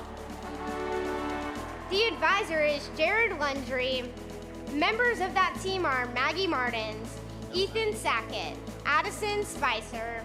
Congratulations.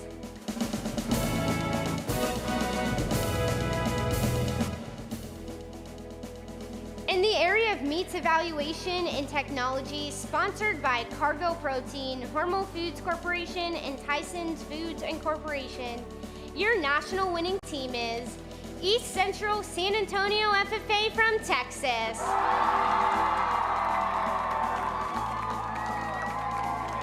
The advisor is Ray Punizek. Members of that team are Lane Rewau, Trent Solosky, Matthew Lorenzo, Brianna Tadley.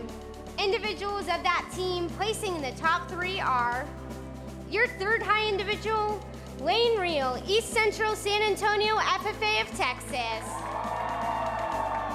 Second high individual, Trent Solosky, East Central San Antonio FFA of Texas.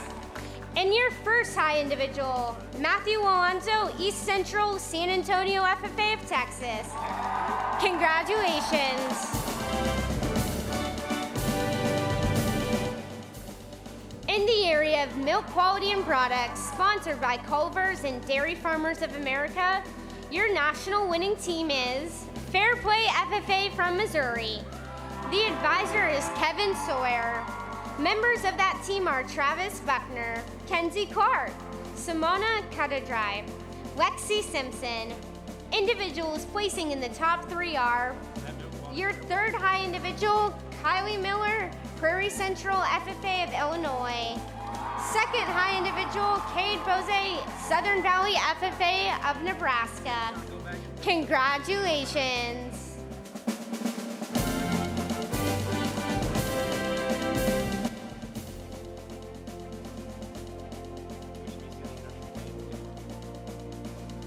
In the area of nursery landscape, sponsored by Kubota Tractor Corporation and Steel Incorporated, your national winning team is Hamilton FFA from Missouri. The advisor is Brant Burns. Members of that team are Creighton Crawford, Andrew Nart, Clayton Cook, Garrett Trosper. Individuals placing in the top 3 are your third high individual, Jennifer Boot, Kent Career Center FFA of Michigan. Second high individual, Hannah Clanton, Southern Alamance FFA of North Carolina. And your first high individual, Andrew Annard, Hamilton FFA of Missouri. Congratulations.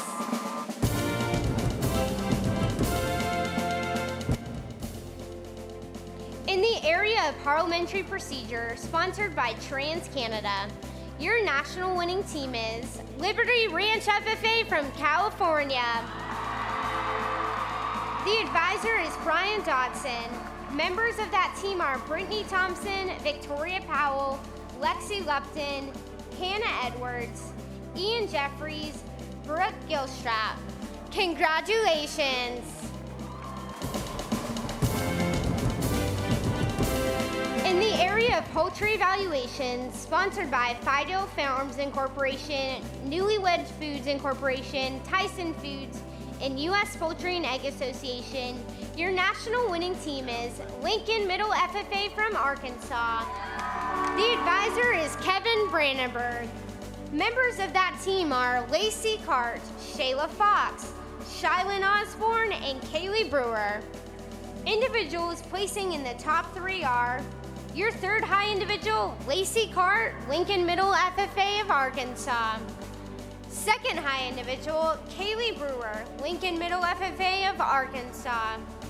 And your first high individual, Brittany Habby, SD O'Connor FFA of Texas. Congratulations. In the area of veterinary science, sponsored by Zoetis, with additional support provided by the Association of American Veterinary Medical Colleges, your national winning team is Washington County FFA from Kansas. The advisor is John Kern. Members of that team are McKenna Benz, Levi Galby, Christopher Wright, Schuler Zenger. Individuals placing in the top 3 are third high individual, Crystal Sutton, Caspel FFA of Montana. Second high individual, Leslie Arevalo, Madera FFA of California. And your first high individual, Skylar Zenger, Washington FFA of Kansas. Congratulations.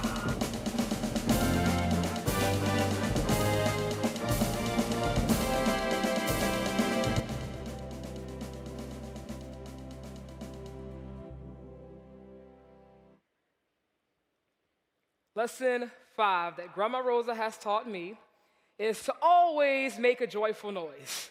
Now, every time we visit her at a nursing home, she would make us sing at least one of her favorite songs. Here's an example. By and by, when I reach that city. Isn't she precious? I love that lady. Give her a round of applause. Sadly, I wasn't blessed with that amazing talent, but luckily and fortunately for us, we have some amazing members who have been. Under the direction of Mrs. Patty LaJoy and sponsored by Dow AgriSciences, let's make some noise for our National FFA Chorus.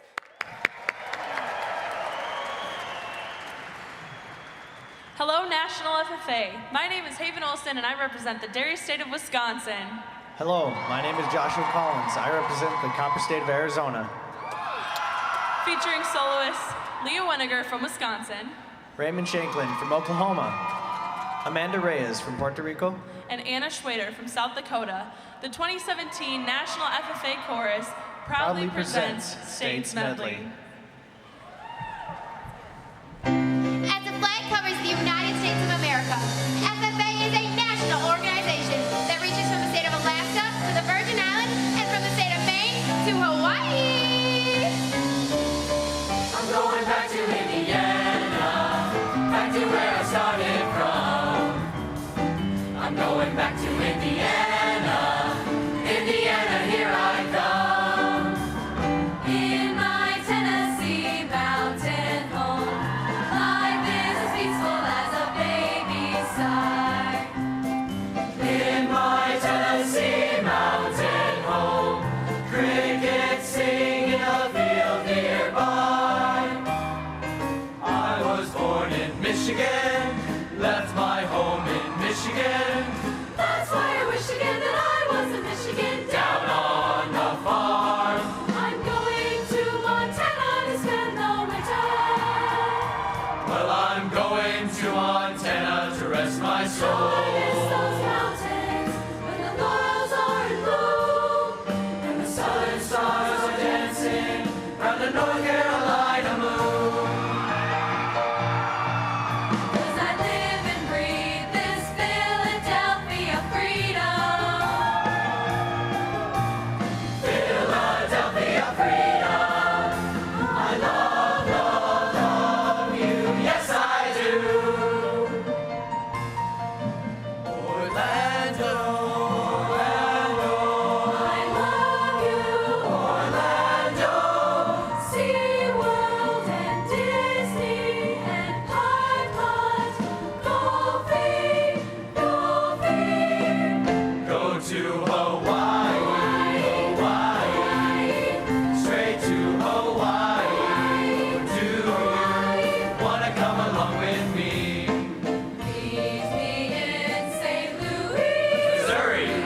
Meet me at the fair. I'm taking a Greyhound on the Hudson River line.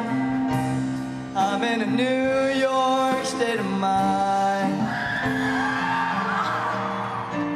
Well, I've never been to heaven,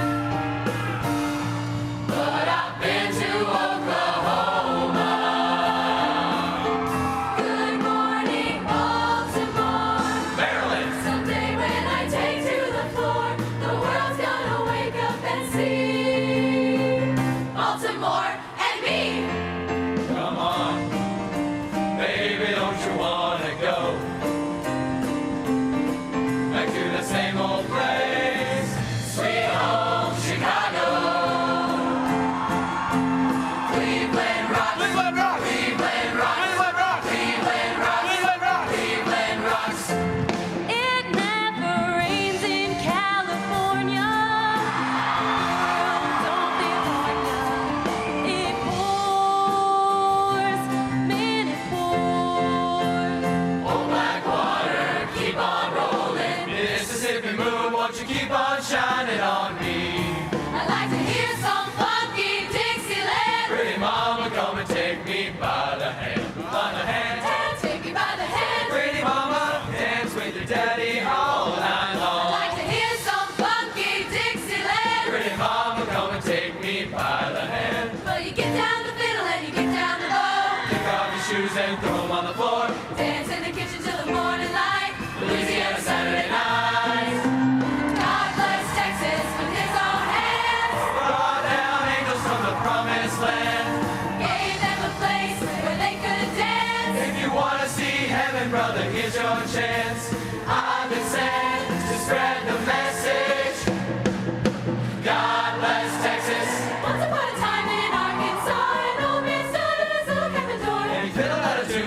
like to hear.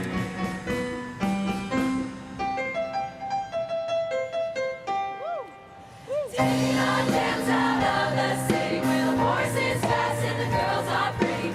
Gonna get wild and a little bit flirty. Everybody get Kentucky dirty.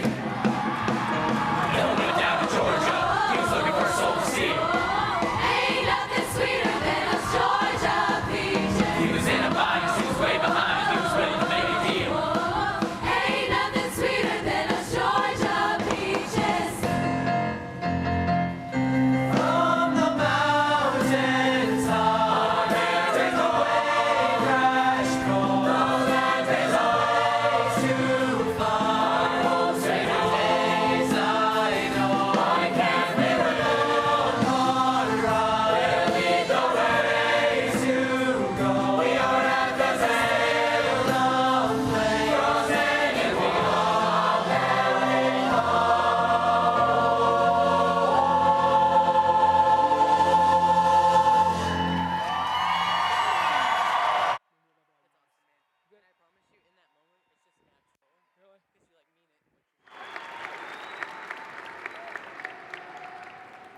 Good afternoon. I'm Stanley Gaffrey. And I'm Evan Davis. And today we are here to introduce one of the most talented, dedicated, and genuine people we know. Most all of us know David through his time in the Blue Jacket, but a few of us have gotten a behind-the-scenes pass to a day in the life of David Townsend. And let me tell you, he holds his values more true than any individual we've met, living through his motto, learn always. David has grown so much through this organization over the past 7 years, but more than ever, serving the members. Whether it be as that scraggly-haired, voice fluctuating, height remaining pretty much the same since high school, chapter officer, to serving his state and now our national organization, David has always expanded outside his comfort zone. This time last year, Stanley, David, and I were reunited after almost an entire semester apart so that we could watch David complete his journey as Delaware's national officer candidate. At the end of the convention, we were able to watch David fulfill this goal of his. Later that night, Stanley and David joined me in my hotel room so that we could hang out before David started his year of service. As soon as David got into the room, I eagerly asked him how he was feeling, to which David calmly sat down on the bed and said that when he got to his hotel room, he took his jacket off and he kind of just poked it, just to make sure it was still real. And at first I was kind of frustrated. I was like, I need more information. Tell me how you're doing. But I realized that in that moment, David knew that it wasn't about him anymore. It was about how he was going to use this year to serve the members.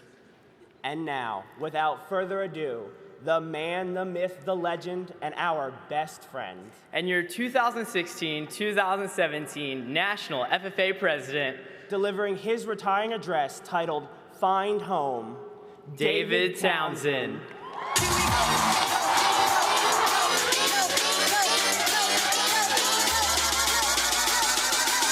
Don't that feel real funky, y'all?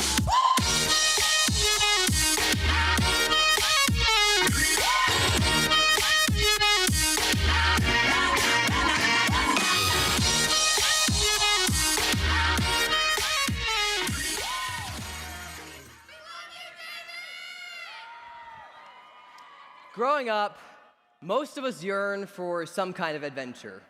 My siblings and I were no different.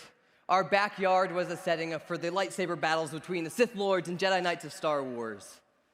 The creek down the road from our house was the setting for tons of these adventures. Whether we were building forts or exploring new worlds, time seemed to stand still when we were in that space. As we got older, we craved larger spaces for new exploration, a feeling just in time for us to move down to the 16-acre undiscovered woodland where we now live. We would have competitions to see who could climb the tallest tree. We raced along the trail, and even went down a creek behind our house in a tiny aluminum boat we just kind of found there. We loved adventure, we loved taking on challenges outside of our comfort zone. And this often meant we would pursue the outdoors and go camping. Our brightly colored tents would dot the campsite like a miniature neighborhood. We would prepare for these trips with all the necessities: pillows, blankets, books, games, flashlights, and of course, plenty of candy and snacks. Each evening, we would gather in the largest tent for a late night of fun, games, and sugar. Our expectation for the evening was that we would be awoken by a bear or the howling winds of a snowstorm. A more realistic expectation, however, was that we would be roused by the motion-censored porch light only a few feet away from our front yard campground. Why we decided to camp out in the front yard, I don't know. Maybe it was the convenience of being able to stretch an extension cord from the house to connect to a TV, a fan, or to charge our electronics. Maybe it was the proximity to the bathroom or additional snacks. Maybe it was that we knew we needed adventure, but we craved that feeling of home. See, even at a young age, we realized that home isn't necessarily a place. It's a feeling. Home occurs when we feel completely comfortable being the unique individuals we are created to be. Now, don't miss this. Home occurs when we feel completely comfortable being the unique individuals we are created to be. Some might even equate this feeling of home to our comfort zone, a place that seems familiar. We are constantly told that in order to grow at all, we have to step outside of that comfort zone. And I absolutely agree. We need adventure. Usually what this looks like is pretty similar to our front yard camping escapades.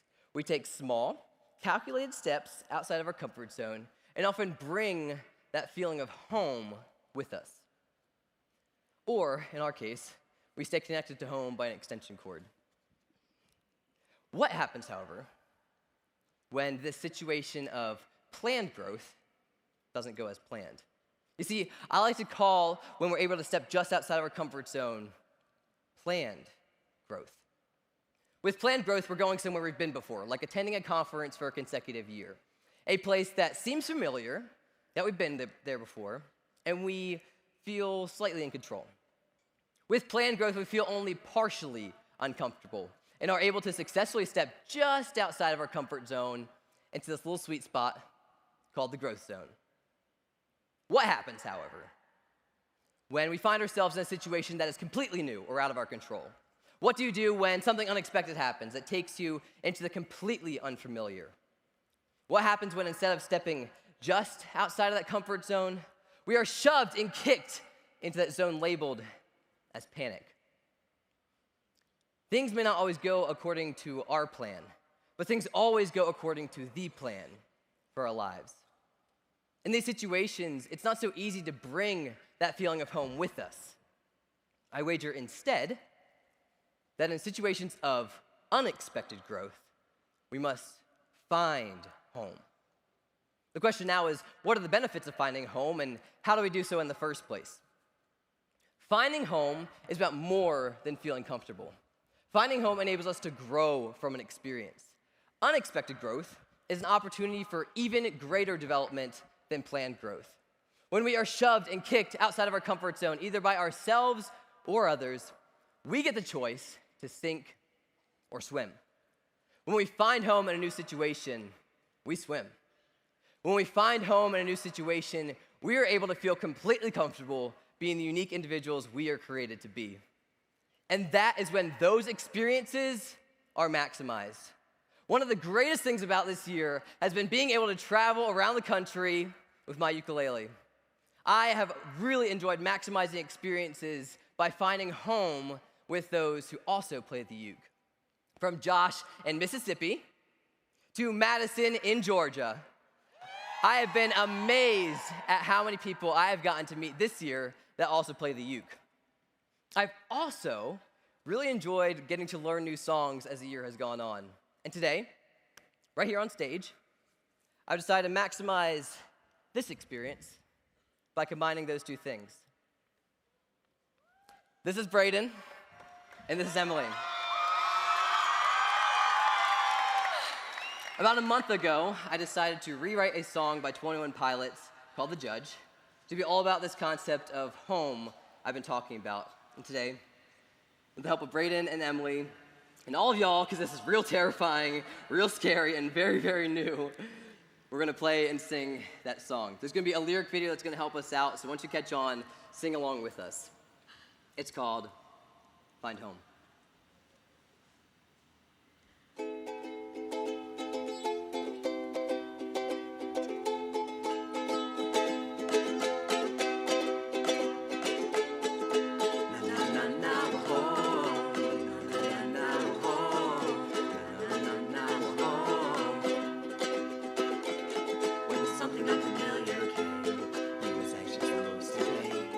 In his fury, so afraid to hide away.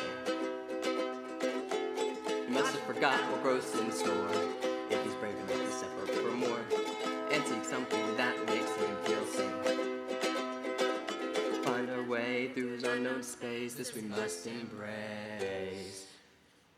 Find home, oh oh, don't you see? Find home, oh oh, don't you see? I know there's a reason to find a growth in every season. I'm free to be me. Na na na na home. Na na na na home. Na na na na home.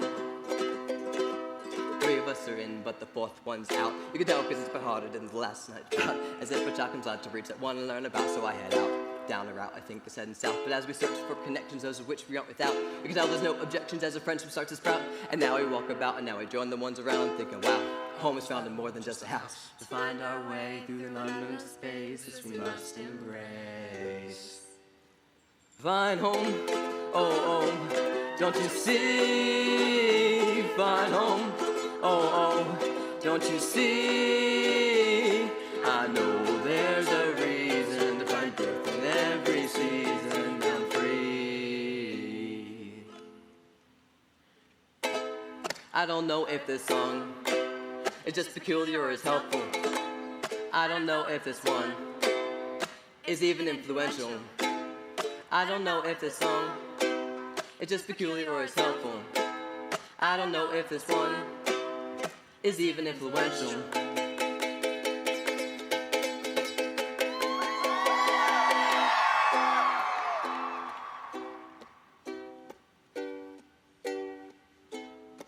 Find home, oh oh, don't you see? Find home, oh oh, don't you see? I know there's a reason to find growth in every season. I'm free.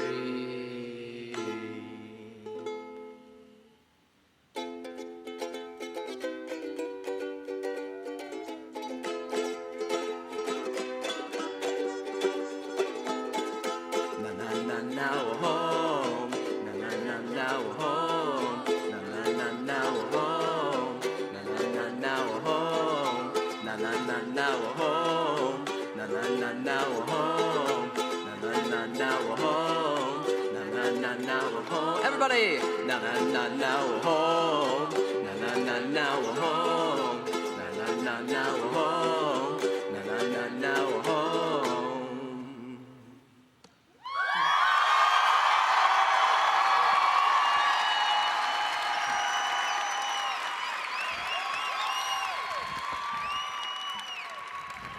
Let's give one more round of applause for Braden and Emily.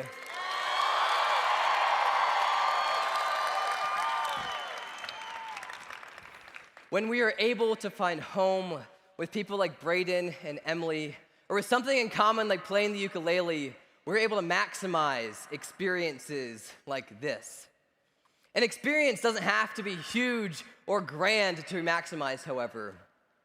Finding home enables us to maximize every experience. When we are able to feel completely comfortable being the unique individuals we are created to be, moments that seem unfamiliar turn into memories that will last forever. What will you do to make the most out of the planned and unexpected moments in your life? How will you maximize every experience you get to have? Finding home maximizes experiences. Now, one of my all-time favorite adventures from this past year was spending a week in the mountains at the FFA Leadership Camp in Wyoming. This experience was incredible, but it was also a situation of unexpected growth. Think of it this way. Back home, in little old Townsend, Delaware, ayo, the elevation is at about, give or take, 70 feet above sea level. Now, at the Wyoming FFA Leadership Camp, the elevation was at about, give or take, 9,000 feet above sea level. Townsend, Delaware, Wyoming FFA Leadership Camp. You could say I was pretty much completely out of my comfort zone. As we drive the switchback road up to camp, I look down at my phone, and the reality of not having cell service on top of this mountain begins to set in. We park the truck, hop out, and are immediately blasted in the face with a gust of icy wind. It cut right through the windbreaker I was wearing as if I didn't have a jacket on at all. We duck our heads and head towards the main building to escape the wintry weather by which we were greeted. At this point, I'm having second thoughts. Not only do I not know anyone, and I can't even call my mom to let her know I'm alive, I'm also, apparently, wildly unprepared for the elements of the mountains. It was then that we walked into the canteen, a room warmed by the fireplace, but lit up by the shining faces of the camp counselors, state officers, and camp directors. As they finished their briefing and preparations for the week, I sat down with my binder to go over some materials. They finished up, I closed my binder, and started getting to know some of the camp staff. Almost immediately, the group starts heading back outside into the freezing cold weather.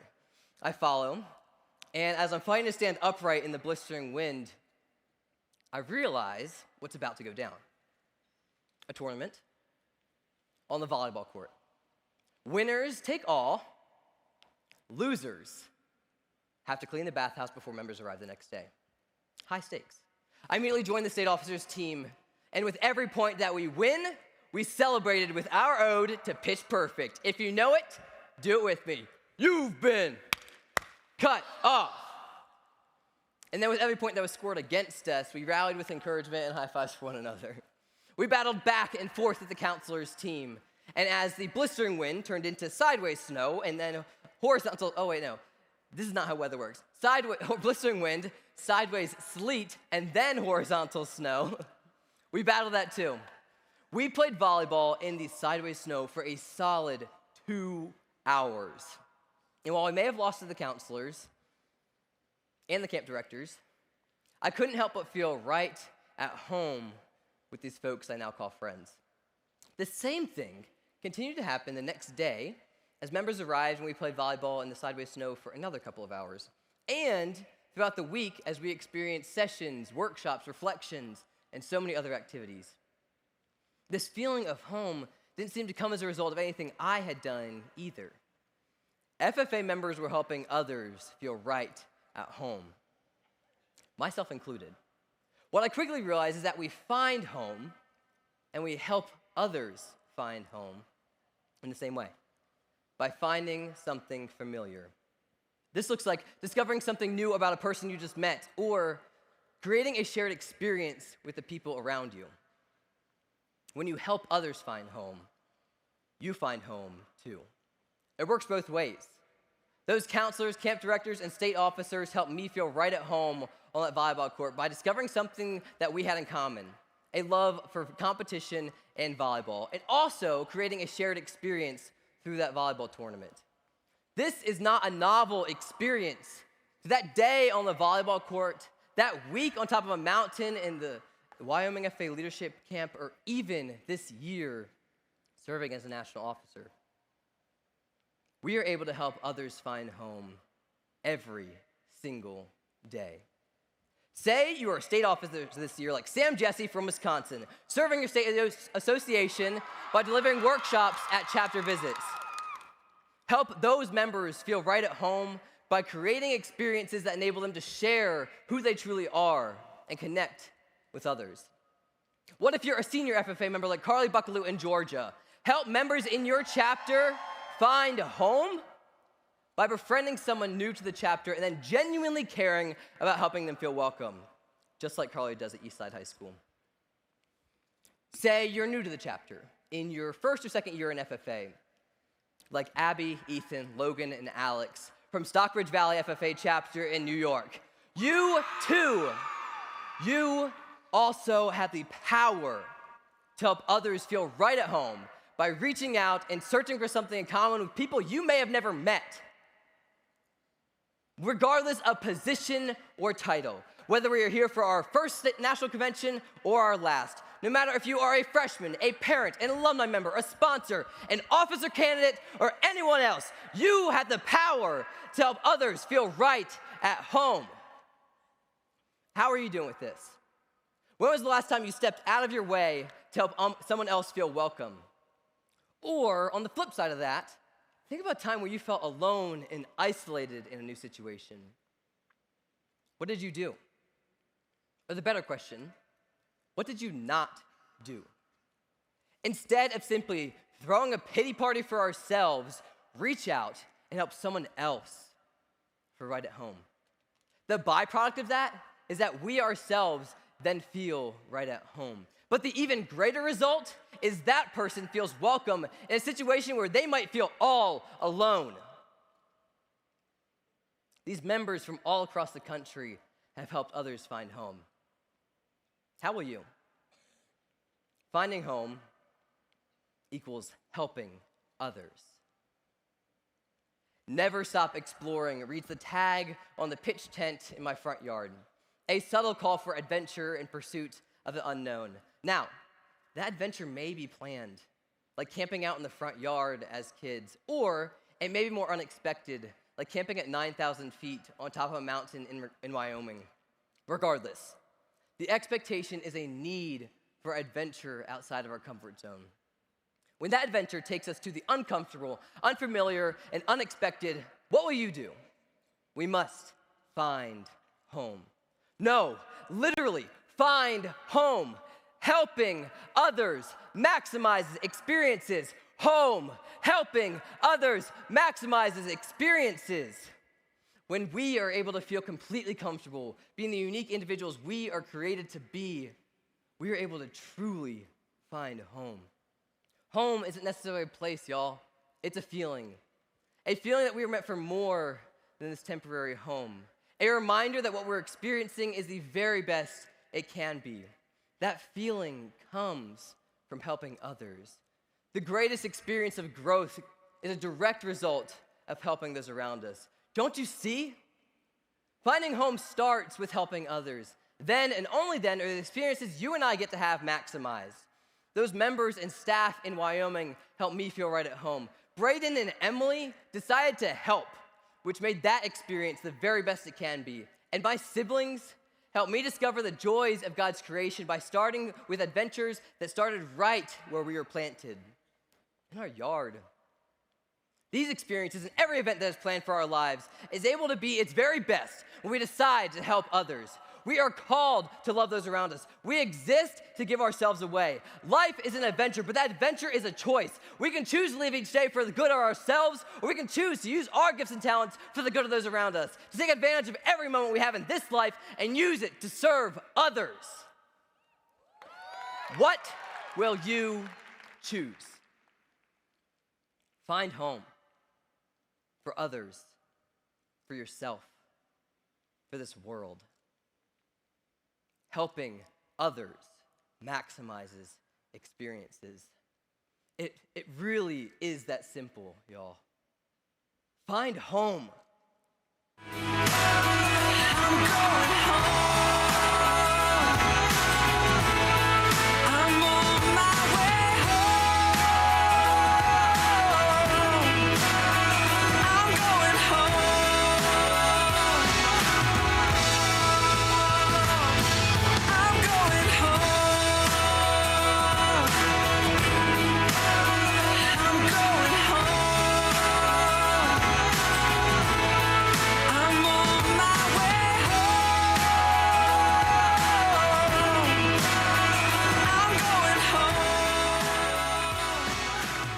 David, Grandpa Dave, Farmer Dave.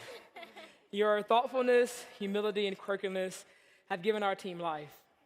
Thanks for always being up for some Jesus jams, setting up your hammock, and using your dance moves to let the good times roll. You've driven our mom van, and you've driven us to never settle for less than our best. You've shown us to always seek new perspectives. While you're known for your backflips and ukulele, what we will always remember you for are your thoughtful acts of kindness. You can because you did, and we will love you always. Love Ashley, Trey, Victoria, Val, and Deshaun. Ladies and gentlemen, your 2016-2017 National FFA President, David Townsend.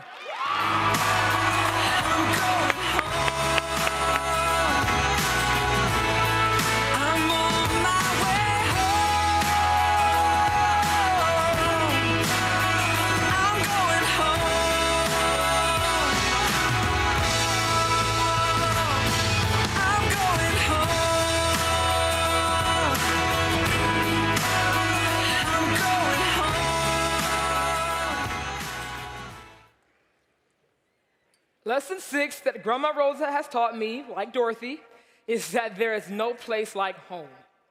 We've heard the saying that home is where the heart is, and we've just been encouraged to find home by our National FFA President.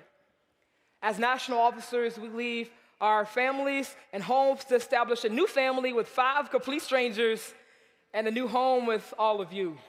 From interacting with sponsors to conducting workshops at chapter visits, conventions, and camps, we found our home in this organization. The following individuals united in their differences to leave a legacy that has left an impact. They let their standards and talents lead the way in the Blue Jacket and are now continuing to serve outside of the Blue Jacket. Ladies and gentlemen, please help me in welcoming back home some of FFA's strongest supporters and greatest family members, our past national FFA officers.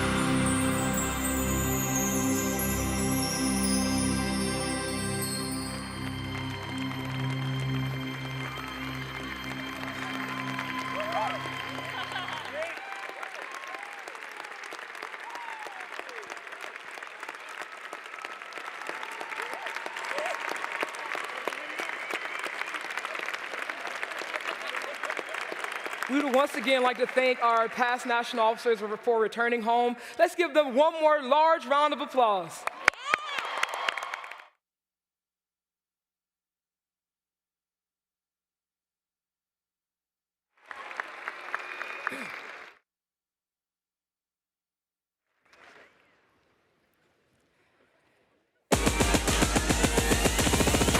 Different, we're all unique, but when we come together, we can't be beat. Create a bigger impact. In fact, if I believe we can, we will be the change we want to see. I am powerful, you are powerful. Add it up and we're unstoppable. Together we're stronger than as individuals. Achieve a common goal, unbelievable. I can, we will be the change we want to see. Be the change we want to see. Step up and leave a legacy. In the promise of better days through better ways, even as the better things that we now enjoy have come to us from the struggles of former years. This basically summarizes lesson 7 that Grandma Rosa has taught me, the value of hard work, as she sharecropped for most of her adult life. Working from dusk to dawn, she would often wake up early in the morning to go bang on the window to get my mom and her siblings to go out and work in the fields. Pretty sure that mom would say that it was a hashtag struggle. Can I get a hashtag struggle? So it was a hashtag struggle every morning, getting up and going outside and working. But that hard work has led to the development of hardworking grandchildren. Just like my grandma, the following individuals have been working hard to do the same for this organization. The National Officer Nominating Committee consists of 9 student delegates who spent their convention listening to interviews, conducting evaluating workshops, and evaluating speeches to select the best 6 individuals to serve as student leaders and national officers for this organization. Madam Secretary, please introduce the hardworking and selfless individuals of our National Officer Nominating Committee.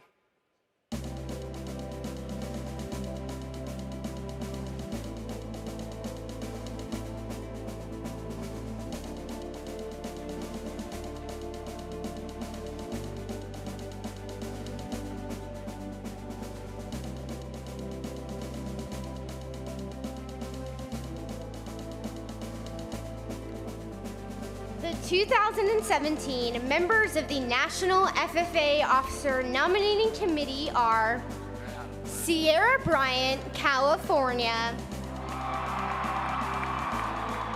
Milton Gonzalez from Puerto Rico;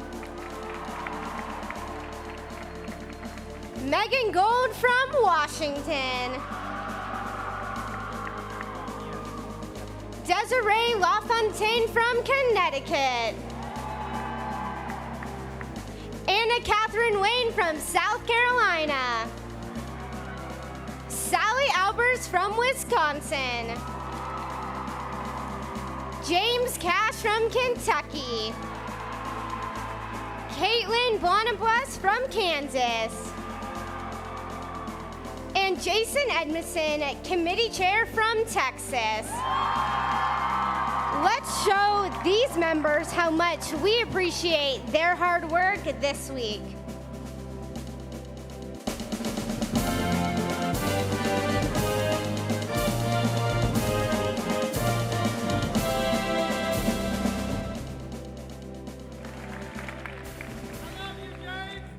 And lesson 8 that Grandma Rosa has taught me is to always show love to everyone. Now, my mom could attest to this, that one of her favorite quotes is, "Hey, baby, don't hate anybody. Always show love to them. You could dislike their ways, that's okay, but love them anyway." That basically summarizes my great-grandmother, always loving. Regardless if you're one of her grandchildren or a complete stranger, she's gonna love up on you like you were one of her own. In the same way, we all must love each other. We're all different, so embracing those differences, uniting our similarities to show love to each other. And a year ago, a journey of love, embracement, and unity began for 5 new friends of mine. And in a moment, it will happen for 6 others. Feeling the call to spread love to y'all, the national officer candidates answered that call and began a process of understanding who they are, enhancing their skills, and preparing for a possible year of service as a national officer. We're about to add 6 new babies to our national officer family.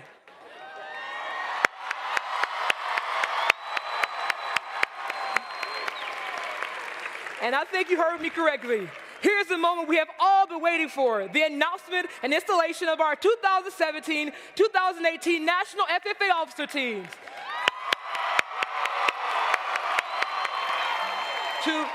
To conduct our final business session, please help me in welcoming back to the podium our National FFA President, David Townsend.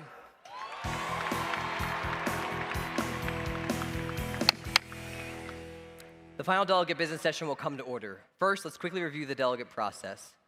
The nominating committee chair will come forward and read the report. You then move to accept the report. There's an implied second with this motion. In just a few minutes, the names of the 2017-2018 National FFA Officer Team will be announced.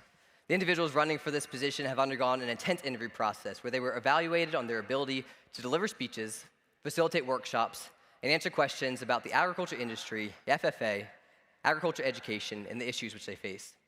In a few moments, we will meet those individuals whose dedication to growth and commitment to service has given them the passion to lead our organization into the future. To deliver our final committee report, let's please welcome to the stage our nominating committee chair from the state of Texas, Jason Edmondson.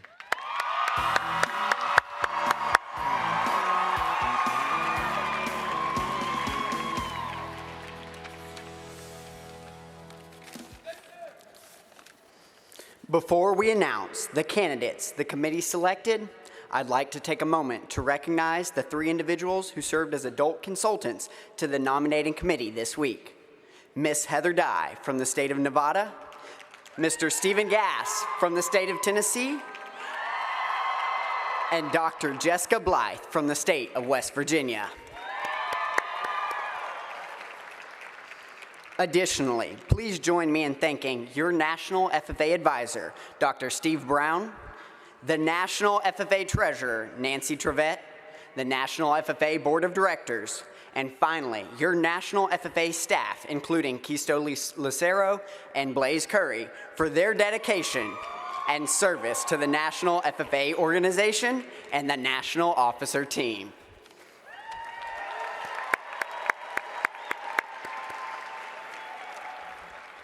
And now, the moment we've all been waiting for.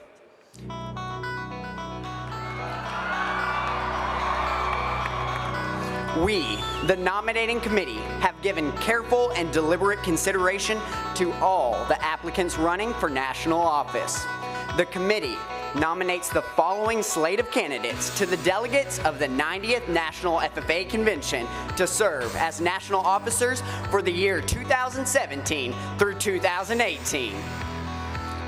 Your Central Region Vice President, from the state of Oklahoma, Piper Merritt.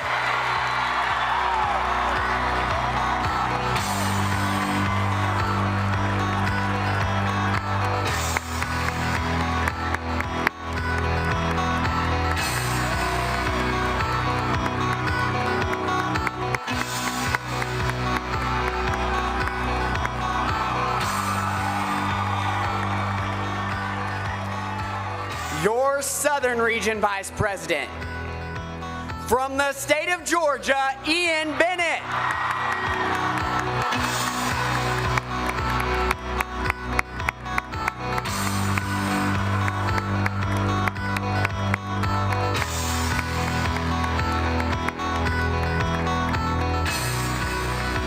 Your Western Region Vice President, from the state of Arizona, Bryce Clough.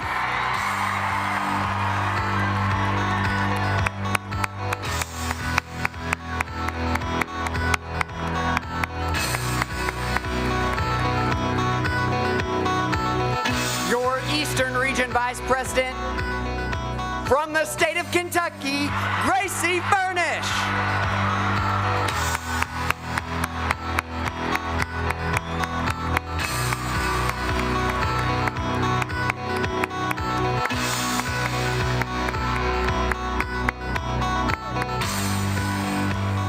Your National Secretary, From the state of Iowa, Erica Beyer.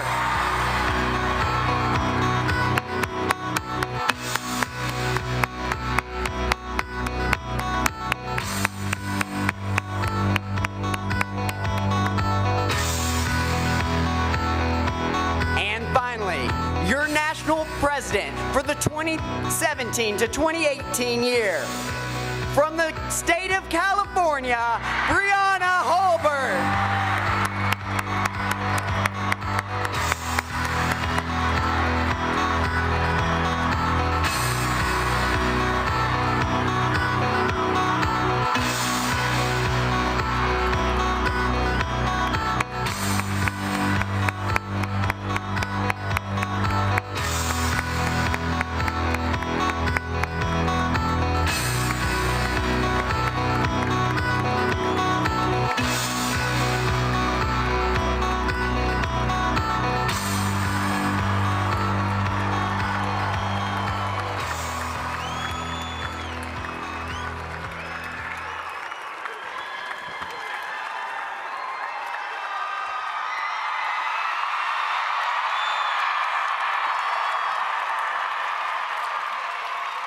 The chair calls for further nominations from the floor. Shall we by general consent close nominations? Hearing no objections, nominations are closed.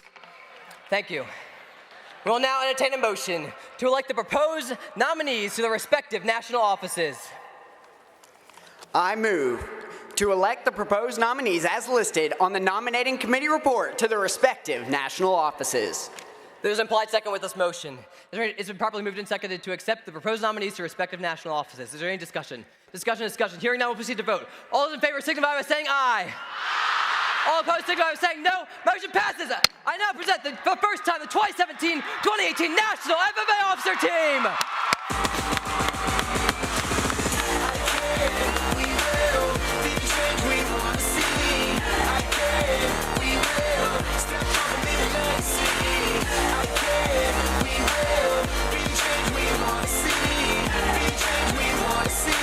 Step up and leave a legacy.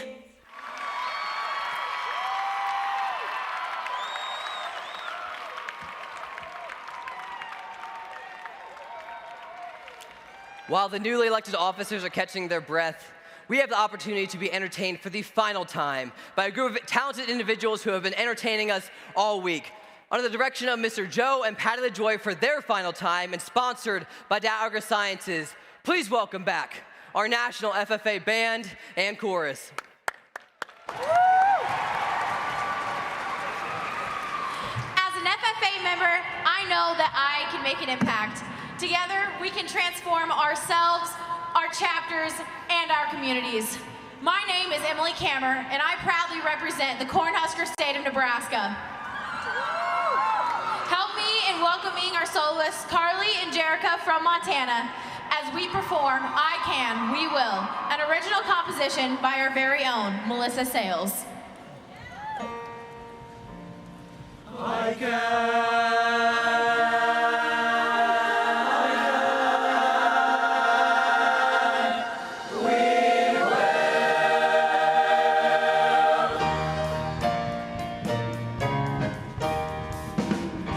Comes a time in your life when you gotta choose a path, you gotta take a step, you gotta seek a brighter day. And while you're out on that journey, before you reach the end, you gotta be a friend, you gotta build a family. I can, we will build a brighter tomorrow.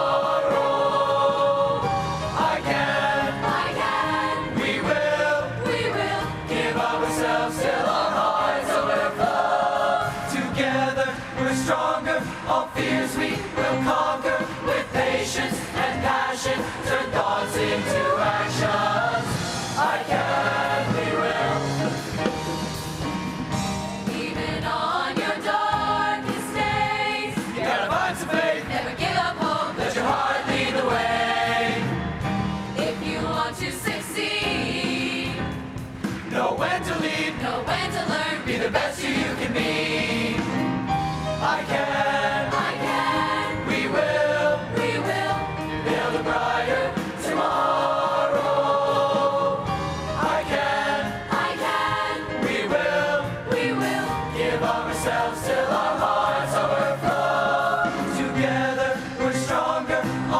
fears we will conquer with patience and passion. Turn thoughts into actions.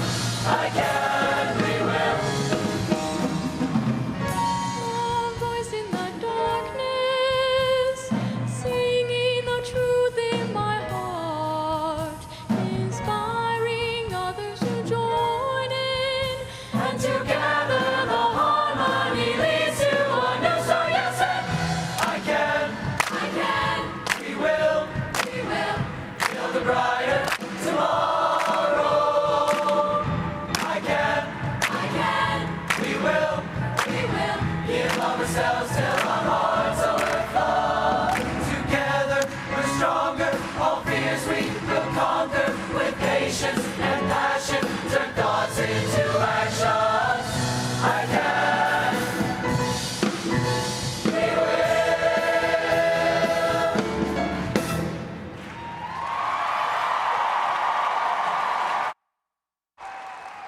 Hello, FFA. My name is Samantha Ngati, and I am from the Cheesehead State of Wisconsin.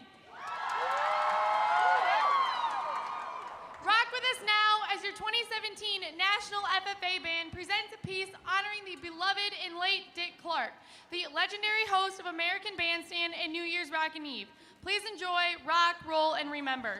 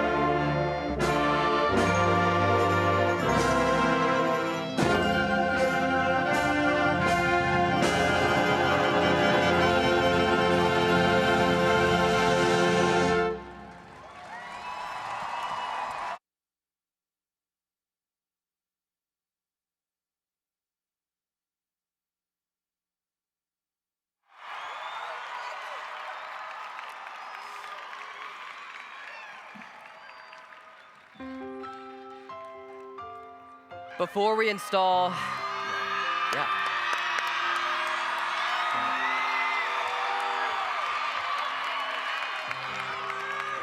Before we install the newly elected officers, we would like to thank Universal Lettering Company in Ohio for their help in producing these 6 jackets.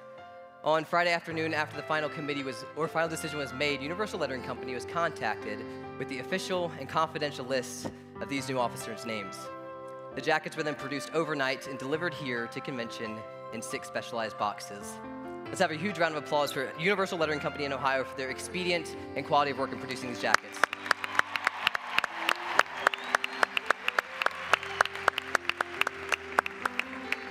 Bree, as president-elect,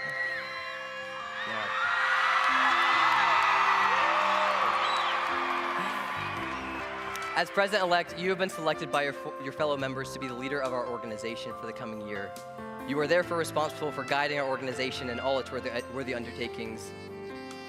May you work intelligently and seriously to fulfill the responsibilities of your office. Let's exchange that jacket.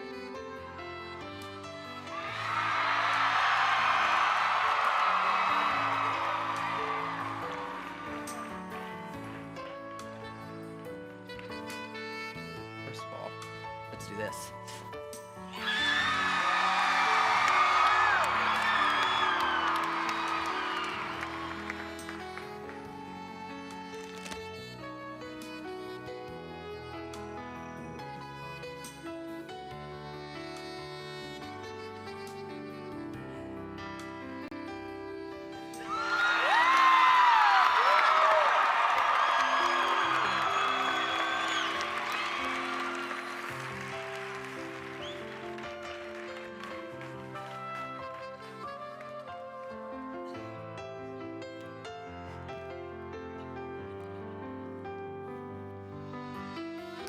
Ladies and gentlemen, it is my honor to present to you our new National FFA President, Brianna Hallberg.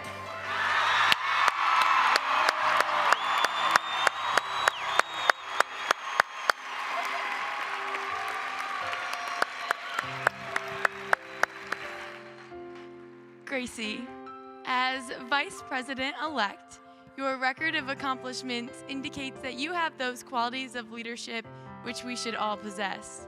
You are to assist the President in directing the work of our organization, preside over meetings in her absence, and keep all committees working effectively. Let's get you a new jacket.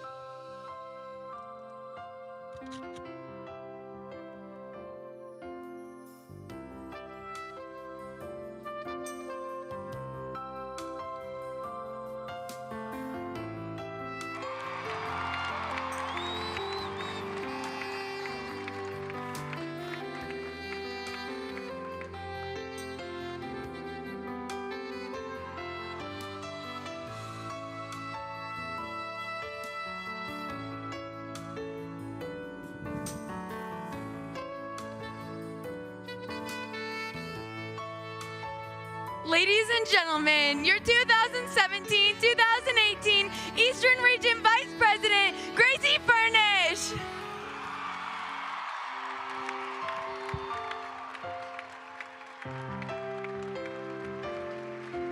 Erica, as Secretary-elect, you have been chosen to keep accurate minutes of our meetings and carry on the organization correspondence. You should provide the organization with the order of business and committee assignments for each meeting. You will also keep a list of members, a record of degrees awarded, and have custody of the Constitution and bylaws. Let's go ahead and get you into your new jacket.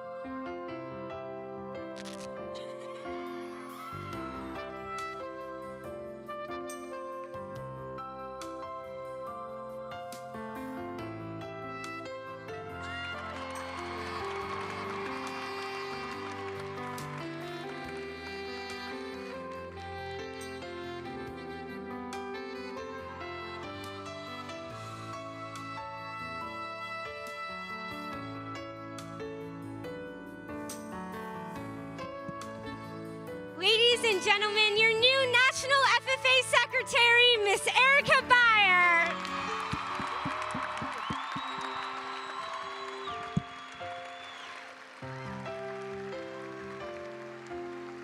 Bryce, as treasurer-elect, you have been placed in a position of trust. Your duties require you to keep an accurate record of receipts and disbursements and provide regular financial reports. It is also your responsibility to assist in developing the budget. Let's get you a new jacket.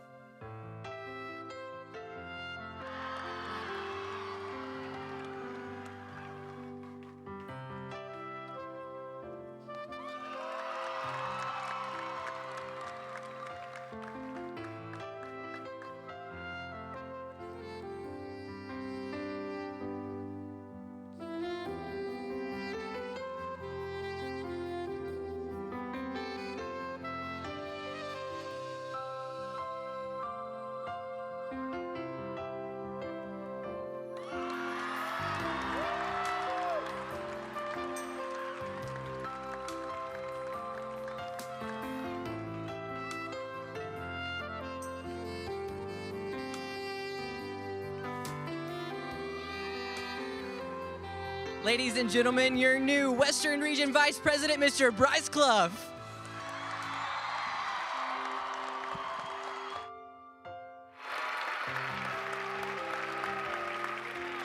Ian, as reporter-elect, your duty is to inform the public about FFA. You are expected to work closely with news media, including state and national FFA publications.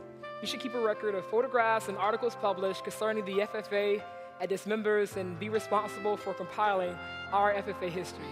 Let's get you a new jacket.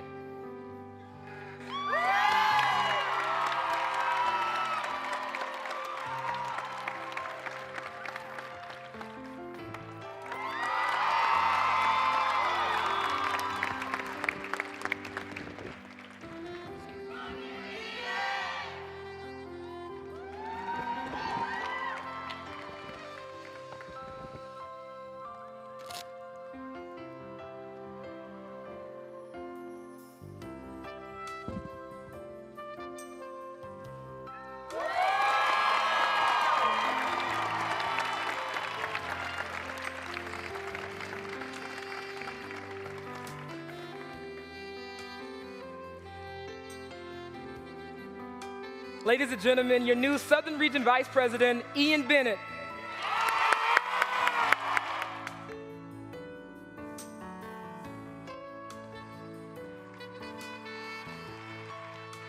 Piper, as Sentinel-elect, your duties include welcoming our friends, caring for the meeting rooms and FFA equipment, and providing for the comfort of our members and guests. It is also your duty to assist in conducting meetings and ceremonies. Let's get you a new jacket.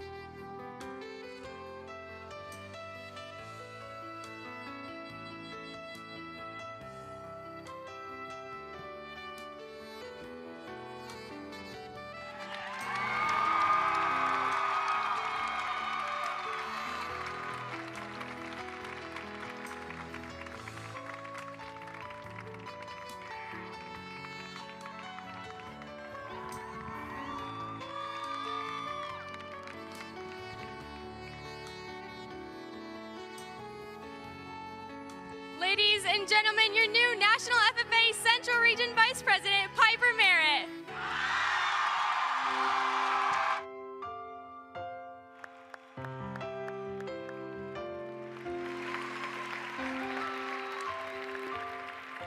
Will the newly elected officers please step forward?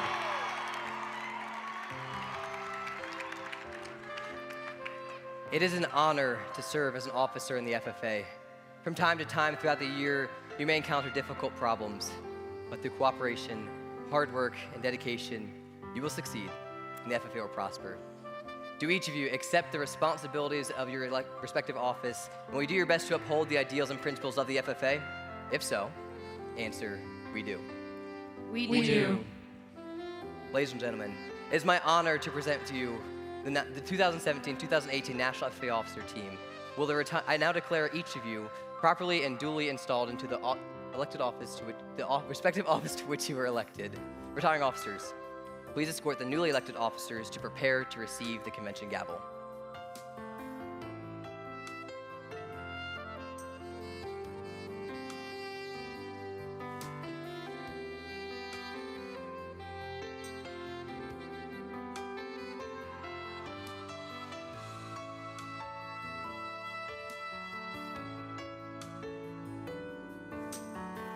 We hope that you cherish every moment that you have as a national officer this year.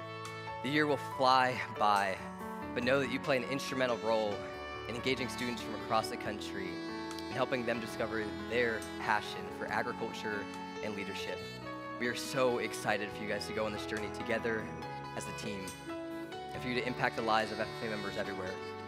Ladies and gentlemen, members and guests, it's my honor to present this gavel to the 2017-2018 National FFA Officer Team to close out this convention.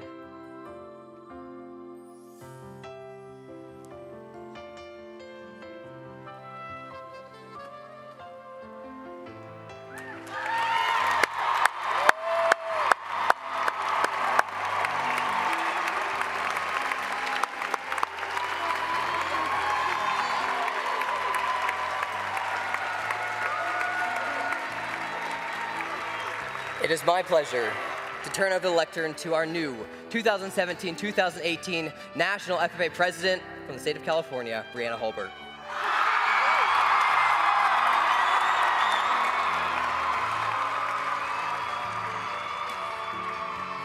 Ladies and gentlemen, for the final time, your 2016-2017 National FFA Officer Team.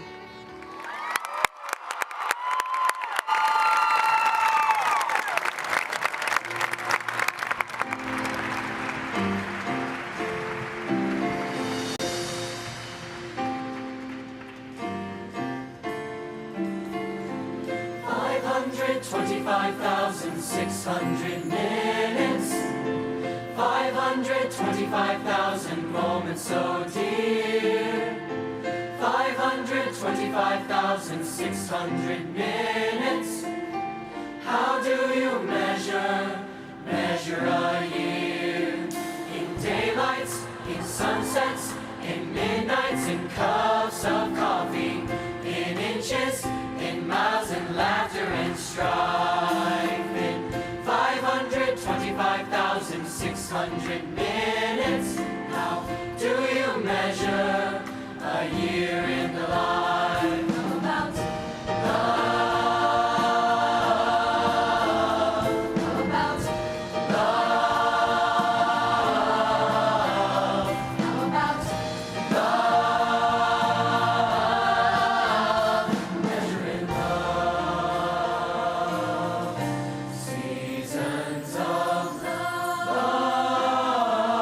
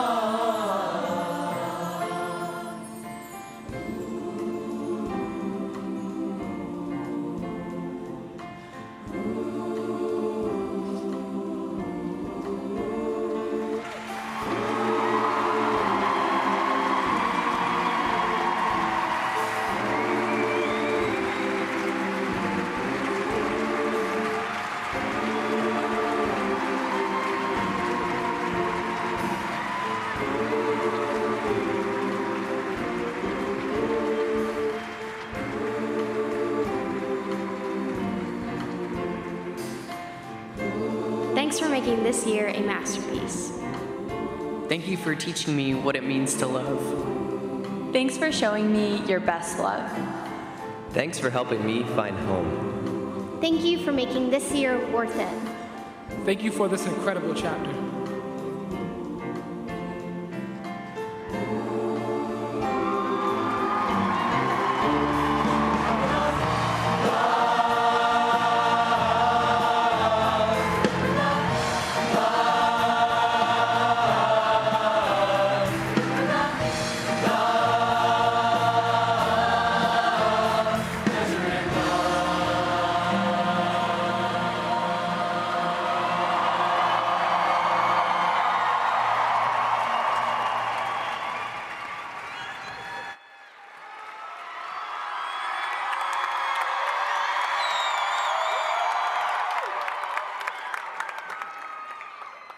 Each of us has something valuable to offer the world. We are capable people with incredible talents, gifts, and dreams. While powerful alone, it is when we combine our abilities with others that we become exponentially influential. With a group of committed individuals, there are no problems we can't solve in our industry or in our world. Will you step up to grow yourself as a leader? And will you offer your strengths to others? Will you join forces to build communities, strengthen agriculture, and make this world a better place to live? Individually, we can, but together, we will.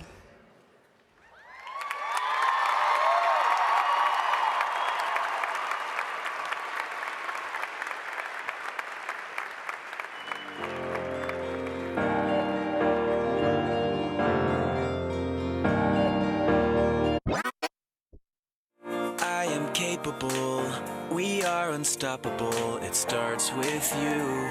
It starts with me. Shape the future, aspire greater.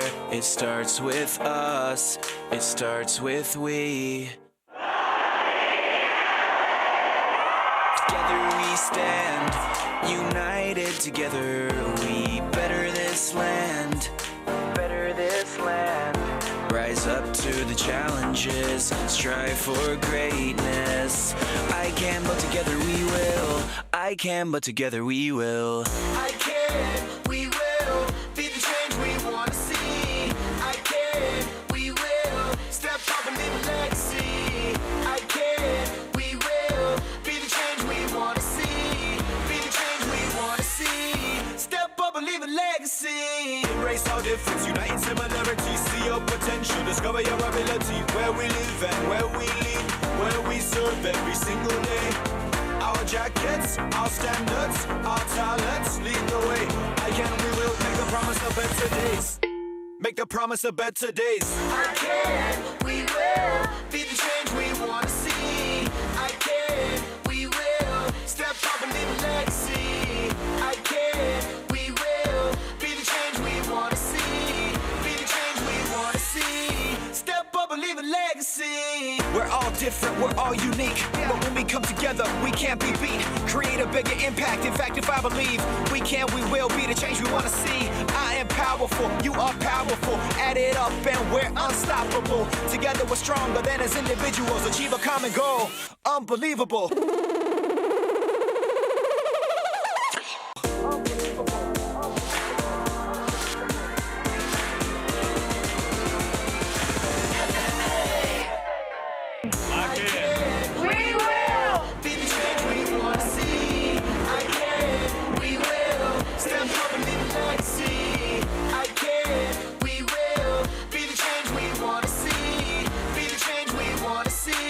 Step up and leave a legacy.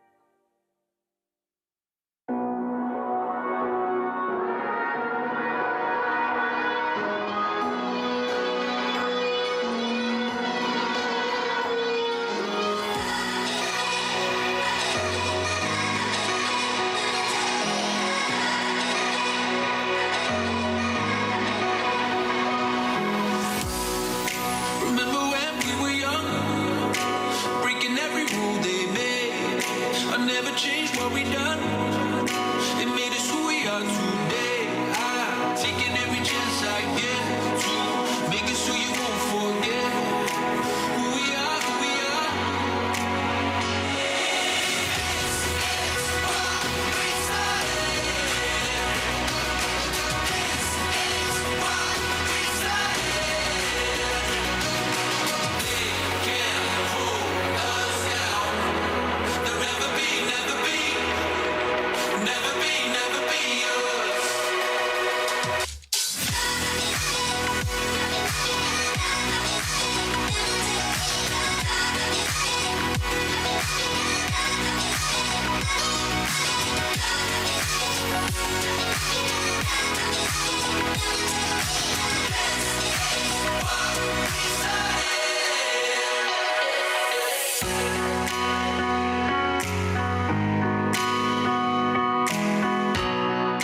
Remember we used to run to the corner of 69.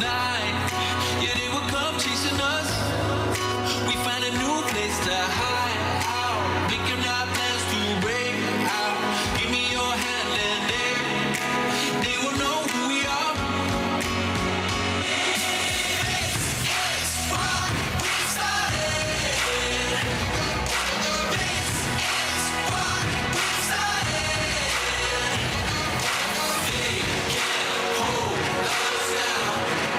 There'll never be, never be us. Never be, never be us.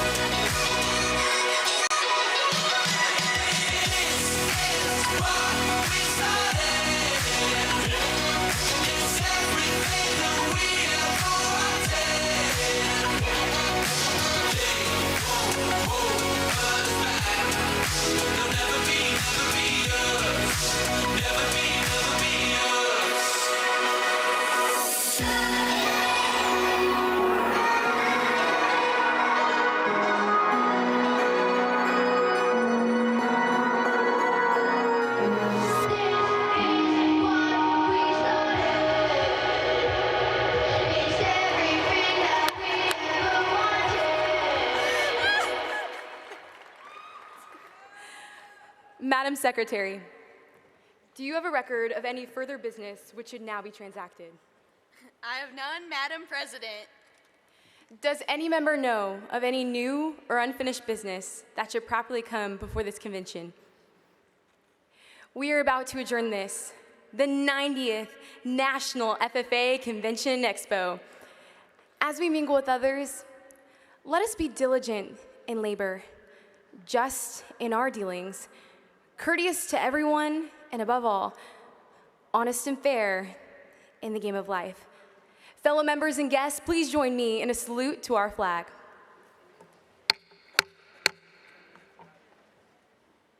Salute, pledge.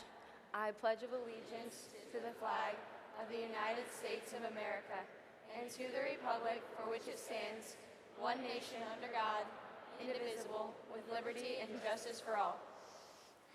I now declare this convention adjourned.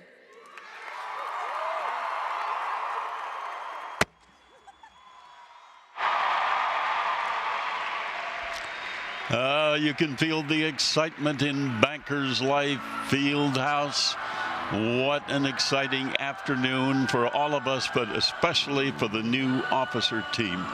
Orion Samuelson here for the final session alongside past national FFA President Lisa Peterson. And we now know who the new national officer team will be. We do. It's such an exciting time in the organization as you watch that leadership torch being passed to the next set of officers. Well, the national convention is just full of young people working to achieve their goals and finding inspiration from the organization's leadership. RFD TV's Janet Atkinson reports on this year's convention theme, I Can, We Will. I can, we will. I can, we will. I can, we will. This year's inspiring theme is the brainchild of 6 FFA members. The 6 who've spent the last 12 months serving as the National Officer Team. While this convention closes the book on their year of service to the organization, it also serves as a beacon for what they, as a team, hope to instill in members. I thought our national officers came up with a really wonderful theme, and I can, we will. And it really speaks to the enthusiasm of our students and our FFA members about American agriculture and about their leadership development opportunities in FFA. With FFA members from every state, Puerto Rico, and the U.S. Virgin Islands in attendance, their message and enthusiasm for the organization will spread far and wide. I can, we will, to me, means that you can do it by yourself, but you're better as a team and you're better in numbers. To me, I can means that as individuals, we can do whatever we set our mind to. And we will means that together, we are stronger than any individual. I can, we will, to me, means that I can come up with the ideas, I can start the action, but we can follow through with the action as an organization and as a team. And members will share what they have learned at the convention with their chapters and their communities as they return home. And of course, many of them are leaving right now, boarding buses to head home. Students continue to head out of the auditorium, but Tiffany Rogers Randolph is in the lobby with a few of them. Thanks, Orion. Well, after such an emotional session, I am proud to say that I have so much emotion and pride for this lovely individual who I get to spend some time with here, who happens to be from my home state of Michigan. And you probably also recognize her from stage last night, as she was named the national winner in the Prepared Public Speaking Contest. So first off, congratulations. Would you mind sharing with us your name and your home chapter and your office for this year? Absolutely. So my name is Adrienne Schunk, and I'm serving as the Michigan FFA State President, and my home chapter is Mason, Michigan, about 15 minutes south of Lansing. Perfect. So Adrienne, why don't you tell us a little bit about this Prepared Public Speaking Contest? What all goes into that, and what does the process look like? For sure. So the Prepared Public Speaking Contest is when a member chooses a topic that they're passionate about, and then they write a 6 to 8 minute speech on that topic. And it's really fun. So they get to present this topic to a panel of judges, and then the judges ask 5 minutes of questions after the speech regarding their topic and any information they covered. So you can be as prepared as you can going in with that speech, but those questions can keep you on your toes for sure. Absolutely, absolutely. So tell us, what was that topic that you were passionate about that you chose to educate others about? Yeah, so my topic was fear-based marketing, which is just a topic that concerns consumer misconceptions and the marketing tactics companies use. So maybe you see like a hormone-free label and there's really no added hormones in poultry, or you see a non-GMO tomato label and there's no GMOs in tomatoes. Those types of things that are really based on consumer misconceptions. Something I super appreciate as an AgCom student myself, so thanks for covering that topic for us. But what was it like to stand on that national Final Four stage and deliver that speech? It was just a ton of fun, but so much more than that. It really came down to the moments before that when I got to present it to Farm Bureau members, business employees in the ag industry, people that were really standing behind that message, and people who maybe weren't aware of that, maybe teachers from my school and community members, and who were just shocked by the misinformation that they receive. And it was just so fun to advocate before that moment on the stage. So a little perspective is shared here at convention, but so much goes into that, into the advocacy you're doing in your community back home before that even happens. Well, thank you, Adrienne, for joining us, and congratulations. And with that, we'll send it back to you, Orion and Lisa. Well, thank you, Tiffany. You know, members are on their way out of the field house and celebrating a successful convention. RFD TV's Janet Atkinson joins us from FFA Way. Well, it is a chilly day out here, but I tell you what, you can feel the excitement without a doubt. So we've got a group of young folks that we tackled, kind of, sort of, risk life and live as they cross the street to come over to chat with us, thankfully. And Austin Alexander, he is in the Air Force Academy now. He received his American degree this morning. And Austin, first of all, tell us about your hometown, your home chapter, all that kind of good stuff. Hometown, I'm from Molalla, Oregon, home chapter as well. I got my chapter mates and my advisor back here behind me. We're great to be out here. Again, we're from Oregon. It's a great opportunity to be out here and represent the FFA organization. So what did it mean to you to get to walk across the stage this morning? Getting to walk across the stage was a huge honor. Being out here representing the state of Oregon, representing my chapter, my hometown, my family, and it's just a great opportunity, and I'm blessed to have it. And tell us about, did FFA have an impact on you maybe helping to choose the Air Force Academy as a direction? Yes, ma'am, definitely.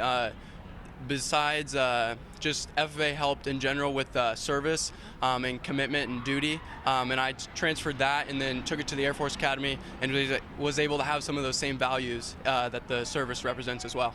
So how was your first year? It was amazing, ma'am. Well, tell us a little bit about your SAE, of course, your SAE Supervised Ag Experience Project. Yeah, so my SAE, I use construction. My stepdad came into my life when I was younger, and he was a log home contractor, and I did a lot of construction working for him as well as in my family's restaurant as well. Hardworking young man. Yes, ma'am. Well, I'm going to harass some of your fellow chapter members. Is that okay? Yes, ma'am, absolutely. Well, we got these guys here. We didn't tell them that we were going to talk to them, but we're going to do that since they are here and they're freezing, so they kind of deserve the opportunity to give me your name and also what year in school you are. My name is Ryan Dunnigan, and I'm just graduated as of June. Oh, congratulations. How about yourself? I'm Samantha, and I am a senior at Malala High. Okay. I'm Haley, and I'm a senior at Malala High. And you look exceptionally cold. I am very cold. And yourself? I'm David Fregoso from Malala High School. I'm a junior. Junior, okay. I'm Jessica, and I'm from Malala High School. All right, and we actually get the advisor this time around. Tell us, you don't have to say what year in school you are, but you can tell us more. Oh, I don't mind. My name is Mackenzie Burl, and this is my 18th year as an FFA advisor. So tell me what it means to get to bring these kids to this event every year. It's awesome. I love seeing their eyes when they notice how big FFA is, and I love watching our students achieve the biggest honor that they can get in their American degree. Now, you guys just got to see the announcement of the national officers. What was that like? It brought back a lot of feelings. Ryan ran for state office last year, and we had a past state president, Luis Mendoza, and so even though that's not on a national scale, we can think back to those moments and the feelings that we had when those kids were getting elected, and yeah, it brings some tears to your eyes. It certainly does. Well, you guys have a safe trip home. Again, we're talking with the Malala FFA chapter out of Oregon. We were able to grab them here on FFA Way.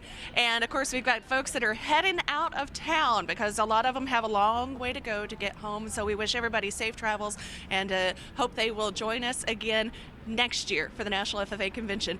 Back to you in the field house, guys. Okay, we're into our annual waiting game of waiting for the national officers to make their way to our stage, and they'll do that and make their way here shortly. But first, we have more from this year's Expo. We'll be right back.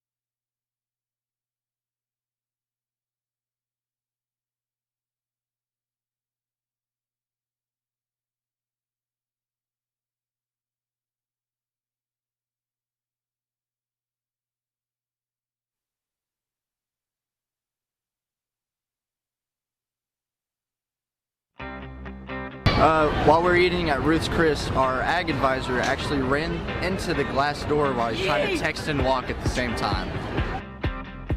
Welcome back to our convention coverage. We're still awaiting the arrival of the new National Officer Team. They will get here before we leave here. I hope so. They'll get here fairly shortly, and I'm excited about this team. It looks to, as we've just seen on the stage, looks to be another outstanding team. And I'm also excited, of course, because there's our girl from Iowa in there. And have you worked with her on the race for the national office, or? I have. There's actually about 3 or 4 of us that have been past national officers that have worked with her, but I've actually never met her face to face. Oh, really? Because I live 2.5 hours north of where she's at. We've only talked on the phone, so I'm excited to get to meet her as well here in a few minutes. I am very impressed by the new president and her ability to communicate. Wow.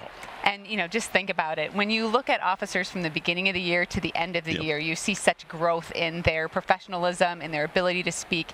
If she's this good now, it's going to be amazing of how she's going to be at the end of the year. Well, I'm looking forward to talking to her to learn where she's from and has received this ability to speak training. It is going to be amazing. I know she's from California, but that's all we know from her right now. You could hear quite a large delegation screaming for her in the background when she got elected. Now, does it mean we have some disappointed people who didn't make it, but can they run again? Yes, depending on their eligibility and how long they've been in FFA, they can run again. Well, before we get that, there are thousands of ag jobs waiting to be filled by national FFA members. And Express Employment Professionals helps connect students with the right careers. Earlier this week, RFD TV's Janet Atkinson visited the expo to find out more. Well, of course, the expo is a great place for young people to enjoy meeting other young people and also explore careers. And careers, of course, cover a wide array of opportunities in the agriculture sector. Now, that includes equine, which, of course, you can see here behind us, but also includes a whole variety of other careers. Now, we are joined by Rachel Rudisil. She is with Express Employment Professionals. Now, you guys are based out of Oklahoma. I'm familiar with you because, first of all, you have a team of Clydesdales. We do. Express Employment Professionals sponsors the Express Clydesdales, and they are our brand ambassadors. They travel across the U.S. and Canada on behalf of our 800 franchise locations, where we employ about 500,000 people a year. And Jack here has proven to be very popular. Jack is hugely popular. All the students love to meet him. We like to keep him happy throughout the day by giving him little peppermint treats and food, but really he enjoys getting to meet all the kids, and he gets lots of love, as you can see. Well, and it wouldn't be an ag show if you didn't have the smell of sawdust and maybe a horse or two, so that works well. Exactly, and he's one of the few live animals actually here in the convention area. Now, talking a little bit about Express and the opportunities that you have available, you guys have tried to really open the door for young people pursuing careers. Yeah, for sure. Express sees it as a privilege to help students make informed choices about their career. So we offer our free video education series, Job Genius, that gives you everything you need on what career to choose, what's trending in the job market right now, how to get educated for that job, and what that job might pay. We also feature interviews with people that have those careers to really help students learn about some jobs that maybe aren't as popular but are really trending in the workforce. And also give us a little bit of background about Express. You guys have been around for a long time. Yeah, we're about to celebrate our 35th anniversary. So like I said earlier, Express has over 800 locations, and we are excited to celebrate our 35th anniversary next year. And where can folks find more information? You can find more information about our job education series, Job Genius, at expresspros.com/jobgenius. And you can also, at expresspros.com, find the location nearest you. And I do want to touch on that you guys open the door for temporary employment and also long-term employment opportunities. Yes, so it can be a great way to get your foot in the door with companies, and our jobs do lead to full-time positions. And right now in the job market, we're really seeing full-time hiring trending. So our clients are really asking us to help them find core talent as the job market really tightens up. All right. Well, Rachel, thank you for joining us. Certainly a fun topic to talk about, and a fun background, of course, as well, too. Thank you. We're so excited to be here. We really enjoy this every year. Okay. Well, Jack didn't cooperate and come over and say hello to us, but he did at least give the kids some attention here throughout the day, and he certainly has been a big draw as the young people come by and check things out throughout the day and the expo. And thank you, Janet. And again, visit expresspros.com for more information. Well, it's time for another chapter highlight. The Nevada FFA chapter in Iowa plays an active role in their community through their specialty service, Student Movers, which raises funds for the chapter. The members offer their services to move pianos, appliances, and furniture, as well as deliver soil from their FFA plot. In 2016, a former teacher passed away, and their family wanted a piano moved to go to a good cause, and they asked the Nevada FFA to move the piano. And so we did that. And after people in town and locally started finding out about this, we had many calls asking if Nevada FFA would move another piano from a donation.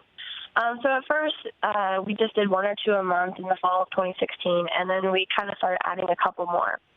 Donations were usually around like $200 to $300 per piano. We'd move like after school, sometimes on Saturday mornings, and our FFA advisor, Mr. Cooper, would help us line up the trailer, help us get all the furniture together, and drive us around if we needed it. The moving service continues to grow as FFA members learn the importance of teamwork and build relationships with those in their community. Well, Orion, our time is getting closer, and it is about time for it. But, you know, I haven't asked you one question yet about convention. Yes. What is your favorite part? Well, the stars, first of all. Stars have always been my favorite, going back to the days of Just Star Farmer. But the election now has become such an experience of emotion that it runs very close to the stars. I'd almost put them 1-1. Wow. Yeah. That's fun to hear. I haven't heard you say that before as far. So we are excited. I think our national officers will be coming up soon, so we are going to go ahead to a break. We do this every year. We do.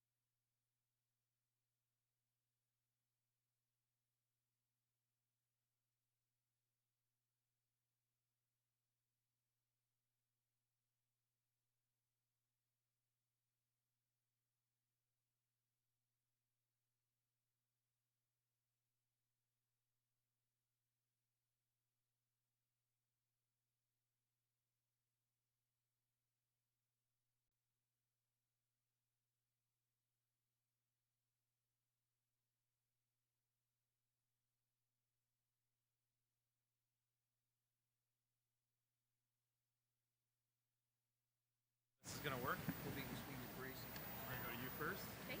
He's going to talk to you. After he's done with you, he's going to turn and talk to you. When you're done, cycle around back to the end of the line. Yeah, I can't get this earplug. Okay, and then it'll just alternate. So this side, that side, this side, that side, this side, that side. Got it? Easy enough. Okay, congratulations, y'all. And yeah, I can hear you. No, it's okay. Yeah.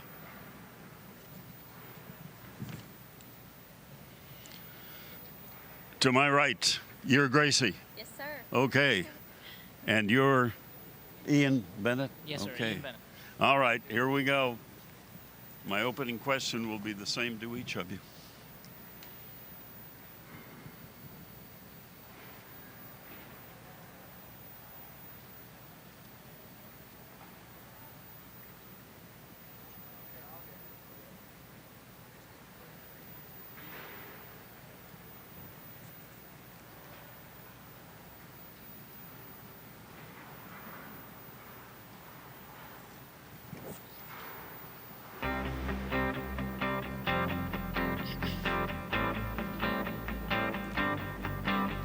All right, they're here. We go through this every year because we wait patiently while their parents and grandparents and all the relatives and the population of the towns where they're from say congratulations, but now they are here. And the new national officer team, we're going to meet them quickly because they've got to get back to all of their fans that are waiting to talk to them. So we begin with the Eastern Region Vice President, Gracie Furnish. So I'll begin by asking you to tell me about your family, your chapter, and your advisor. Awesome. So I'm originally from Kentucky in the Harrison County FFA chapter in Cynthiana, Kentucky. There I reside with my family and the amazing Furnish family, and I'm just super blessed with this opportunity and blessed by God. So, when did you decide you were going to make the run for office? you know, it's been a journey, I think, since the beginning, since the first time I recited the FFA Creed and put on my first FFA jacket. I think even though at that moment I wasn't quite for sure, I think I've been preparing ever since then. How do you prepare to do this? Lots of hard work and lots of just talking to super amazing people and just truly understanding yourself and finding your passion and also learning best how you serve others. So what college education will you be interrupting? Well, I'm a student at the University of Kentucky and I'm studying agricultural education. So you're going to be a teacher? I believe so. God bless you. Thank you. Congratulations. Thank you so much. That's our visit with the Eastern Region Vice President, Gracie Furnish. Now we go to the Southern Region Vice President, Ian Bennett. Congratulations. Thank you. Tell me about your family, your chapter, and what you're doing in agriculture. I'm from Valdosta, Georgia, with the Lowndes County FFA chapter. I've got two older brothers, a mom and a dad, and I'm really excited to be here. And I've been working on my family's farm for a long time to get here, so it's been good. So what are you going to do when you grow up? I definitely want to go back home to my family's farm. Okay, let's talk a little bit about your decision to run for office. How did that happen? So I served as the Georgia FFA secretary about 2 years ago, and when that term of service was over, I really felt like there was more that I wanted to do in this organization, and that's kind of when I made the decision to try to run for national office. And then what do you do to make the run? Yes, sir. So I ended up getting the nomination from the state of Georgia, and then I had practice interviews every single week. I was practicing writing essays and interviewing people. I went to the state capitol for a while, so it was a lot of hard work to get here, but I'm really excited about it. Well, you should be. Congratulations. Yes, sir. Thank you. Ian Bennett, who is the Southern Region Vice President. And now we turn to the Western Region Vice President, Bryce Clough. Am I saying that right, Bryce? Bryce Clough, yes, sir. Well, tell me about your family and your chapter and your advisor. So I'm originally from the Queen Creek FFA chapter in Queen Creek, Arizona. I grew up all in Queen Creek, Arizona with my 5 brothers and 1 sister. So we had a big old bunch, but we had a good time there. Well, I love Arizona, and I have a house there, so we'll get together for breakfast one of these days. I would absolutely love that. So what about your education and your plans for the future?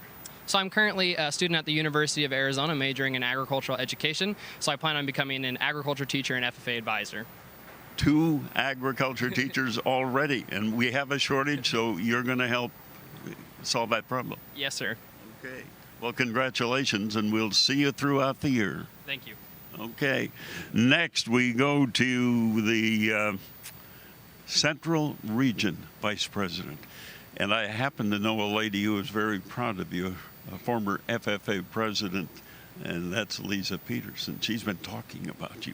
But you tell us, Piper Merritt, about your background, your chapter, your agriculture, everything about you in 1 minute. I'm proud to call Oklahoma home, and more importantly, I come from the Owasso FFA chapter, and so it's been an honor to go on this amazing journey, from Owasso to Oklahoma. I have an amazing family. My mom and my sister are some of my greatest support systems, and it's an honor to be here, and it's amazing to, see the life change that happens in FFA and to end up here. Well, we congratulate you for that. What about your advisor? I don't want to leave your advisor out of this picture. Mr. Nemechek and Mr. Holloway have been absolutely amazing throughout this entire journey, from the time I was an 8th grader until we're here. So what do you want to do when you grow up? So I'm actually majoring in agricultural economics at Oklahoma State University. I'm interested in agriculture policy and legislation and, making great regulations for the agriculture industry. A political career in your future? Potentially, we'll see. Does it intrigue you? Does it excite you to have something to say in the state legislature or Congress? Oh, absolutely. Anytime we can make agriculture's voice heard is, I think, incredibly important. Well, we congratulate you, and we'll see you throughout the year in your position, okay? Thank you so much. Okay. Then we go to Erica Beyer, the National Secretary. I was watching you while the names were being announced. Your smile just covered your whole face and the top of your head, I think. So let's begin with the question on parents and chapter and school. Yes, sir. I've been joined here today by my dad, Brad, my mom, Jody, my sister, Andrea, and my little sister sporting an FFA jacket herself, Kristen. And I proudly come from the Earlham FFA chapter in Iowa. Large chapter? Pretty small chapter, actually. Yes, sir. So what college education program are you going to have to skip for a year? So I'll be taking a year off from Iowa State, and I'm pursuing a degree in agricultural education as well. So we've got 3 ag teachers and FFA advisors. Why did you choose that as a career? My FFA advisors have made a world of impact and completely changed my life, and I think that we can make high school students around our communities know their value through teaching, and so that's why I'm pursuing a degree in agriculture education. You know what? The FFA advisor in my life changed it totally. Congratulations. Thank you. President, yes. Madam President, congratulations to you. And this is Brianna Holbert. Did I get that right? Okay. So tell me about your background. Well, I'm originally from Lodi, California, where I went to Lodi Tokay FFA. I have 3 loving siblings, and 2 of my parents are my stepdad as well as my mom. And I was heavily involved in the Lodi Tokay program, but currently I go to Chico State majoring in agricultural education, just like 3 of my teammates. 4 of you are going to go into, I'm so delighted to hear that because I'm hearing about the shortage all the time. And of course, you'll put in time there, but you'll probably get a lot of offers from corporations who then want to take your knowledge and your learning. So you do have an exciting and a bright future. What's your role in agriculture? I believe my role in agriculture, just as far as it is for national office, is service, but it's also being intentional with students and making sure as an agricultural educator that I'm giving students that wealth of knowledge about agriculture that is needed to not only be a successful employee, but a well-rounded consumer, and they understand where their food comes from. And I definitely think my agricultural program provided that for me, and I'm just so excited to have this experience to be able to do that across this country. Well, we wish you well because we need people like you to tell the real story of agriculture. Did you grow up in agriculture? I did not. I actually grew up 4 blocks away from my high school. I'm part of the urban community, which makes up about 20% of our organization. So I love coming from that background, but I also know I'm a lifelong learner, not only in life, but also in agriculture. So I'm looking forward to that. Well, we congratulate you, Madam President. Thank you so much. Okay. Well, ladies and gentlemen, there you have the new National FFA Officer Team, and I'll bet you feel like I do. Future of the country is in really good hands. Thank you all and congratulations, and that's about our time here at the 90th Annual National FFA Convention and Expo. It's been fun to be with you again on RFD TV, and we wish you all a nice week. week ahead, particularly to our officer team.